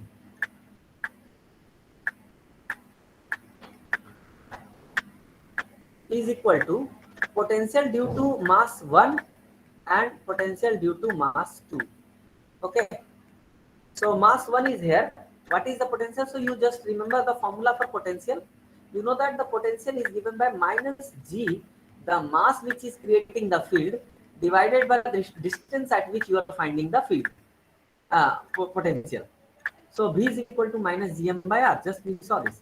So due to m1, which is small m, the formula will become z small m, and at what distance you are finding the potential? L distance. So L. So plus second mass is again minus g small m and L.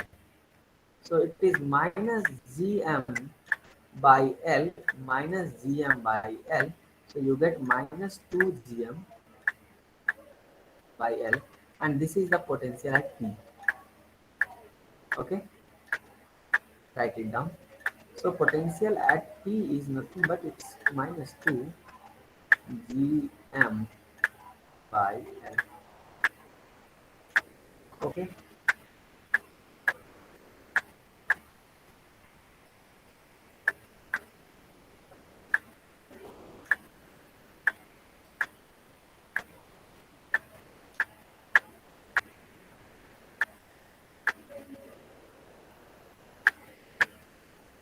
Next is potential at Q.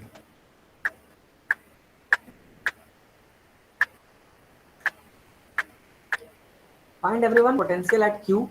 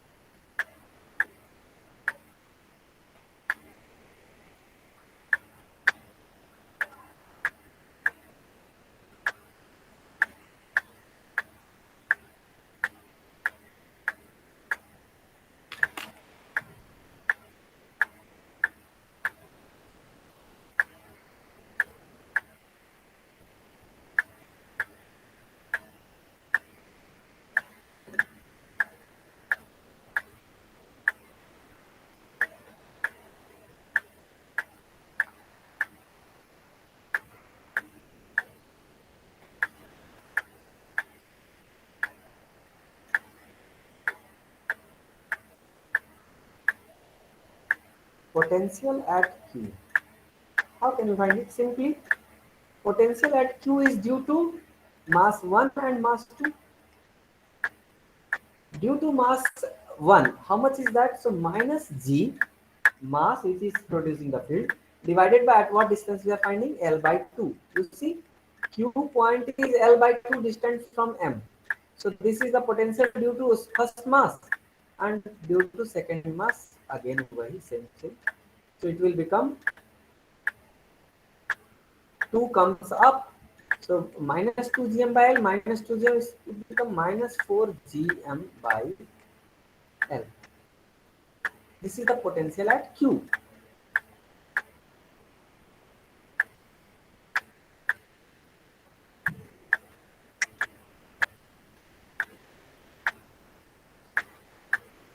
Okay.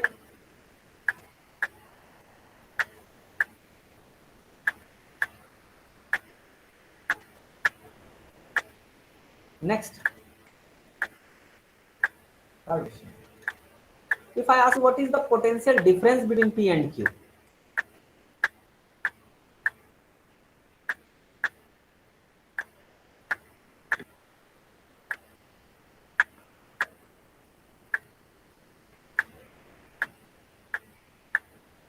See, work, I just told you that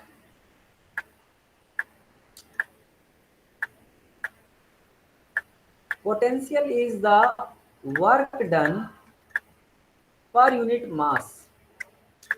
If we are required to find the work done, so it is potential difference into the mass that you are moving. So potential difference, you are moving from P to Q. Okay, what is the potential difference between them? If it is known to us, then we will just multiply the mass which is being moved, you will get the work done. Okay, so what is the potential difference between these 2 points? So that difference can be easily find out, because we have found the potential of these 2 points. So just finding difference means subtract these 2. So the potential difference is, finally you are reaching to Q minus, you started from P. So the difference was PQ minus VP into the mass that is being moved is 1 kg. Just the question. Achha, I have not given you the question. Okay. In the question part, okay, I will write the questions just to understand. So mass which is being taken from here is 1 kg. Unit mass has been taken. Okay. In question it is given that 1 kg mass is being taken from P to Q. If the question would have given that the body of 3 kg has been, is being moved from P to Q, in place of M 1 kg, you would have taken 3 kg. Okay. So the potential difference between these 2 points is VQ minus VP, which is minus 4 GM by L minus of minus, so it will become plus 2 GM by L. Yes, VP was minus 2 GM, no? Yes, yes.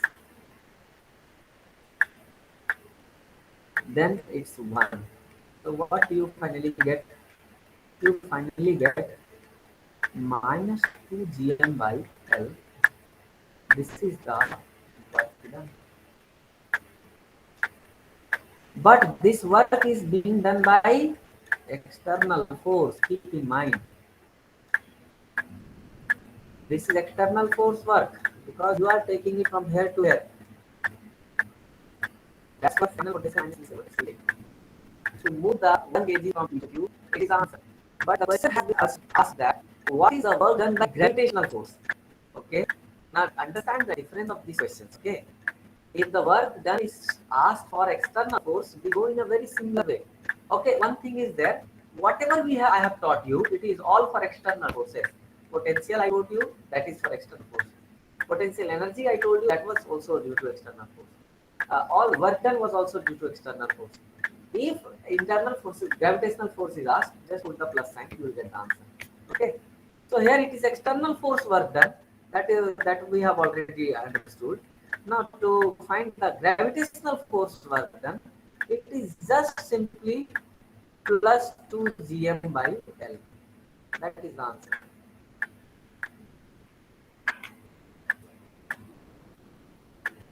Okay.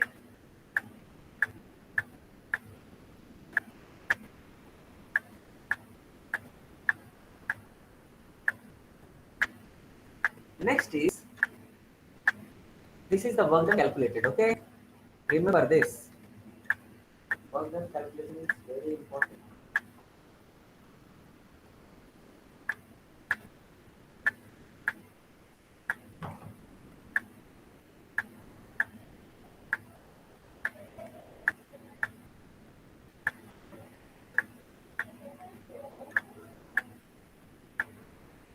Work done calculation will become even more easier in the next topic when I will teach about potential energy.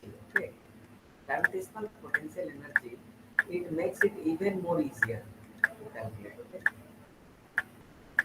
gravitational potential energy will come. Now it was gravitational potential. Why? Because the other mass was taken 1 unit, so other mass was not reflecting here. Now the other mass will also reflect. Okay. That we call it gravitational potential energy.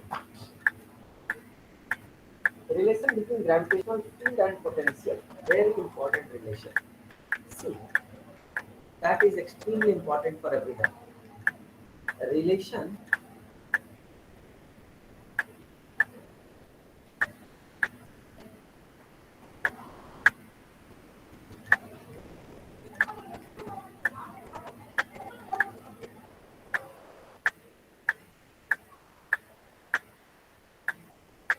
between gravitational field and potential. See, it is seen that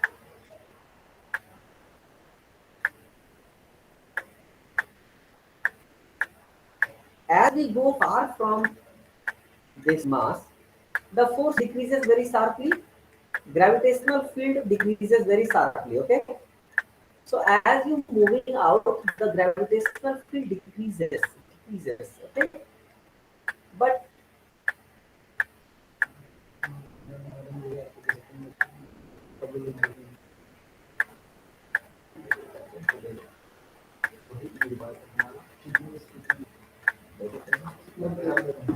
मैं आपको WhatsApp करता हूँ।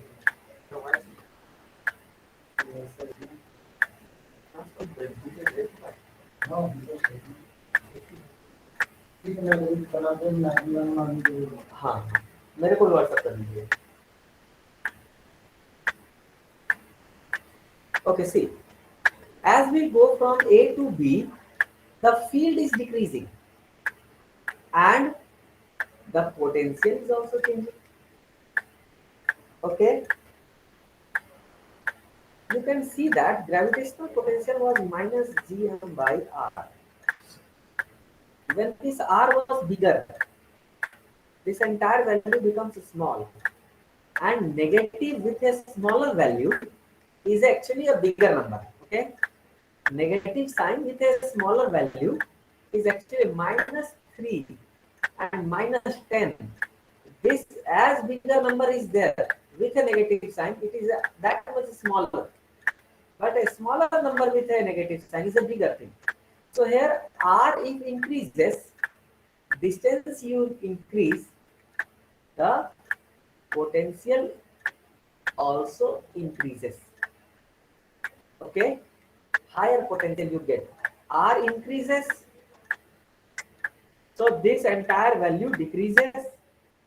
Decreases means negative with decrease will simply give you a bigger value of potential. So as you come closer, the potential increases. So here the potential also decreasing.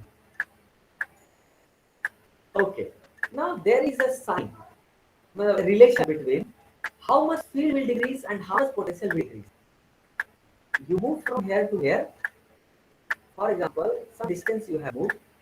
How much distance you move, and in that distance, how much potential drop will take place.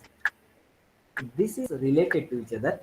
very important relation is there, and that relation is E is equal to minus dV by dr.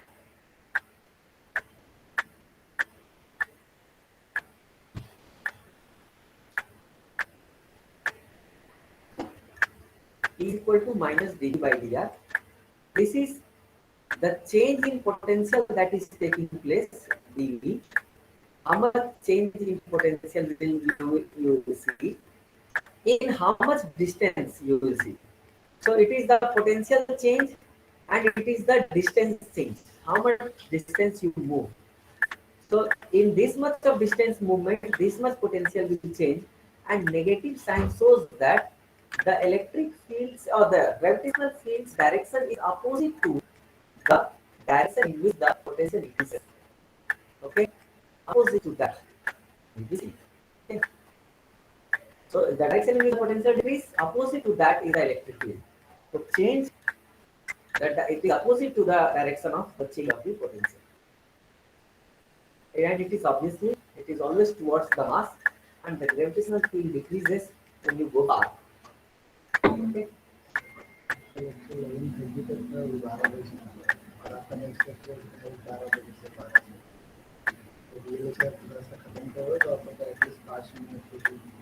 Okay. Acha, hello. I think the class was up to class 11:30. Is it? But see, there was some technical glitch. So if I have extended some time, I think that I have taken the time which got wasted in the technical problem. Okay. So we have taken up to potential, gravitational potential. So we'll be discussing the later on part, which is gravitational potential energy. Then after the escape velocities, the potential energy of the satellites, movement of satellites, everything will be discussed. It's an amazing chapter. Okay, very interesting one. Gravitational chapter is one of the most interesting chapter of your class 11 syllabus. So we'll discuss it again and next part in the coming lecture. Okay. So till now, if there is any confusion, you can ask me. Is there any confusion to anyone?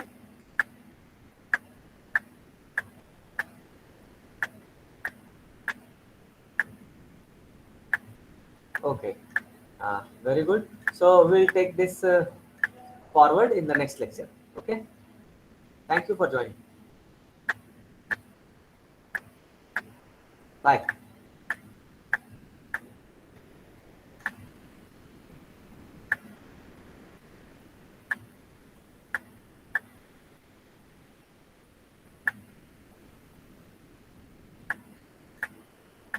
Malana madam को follow करो।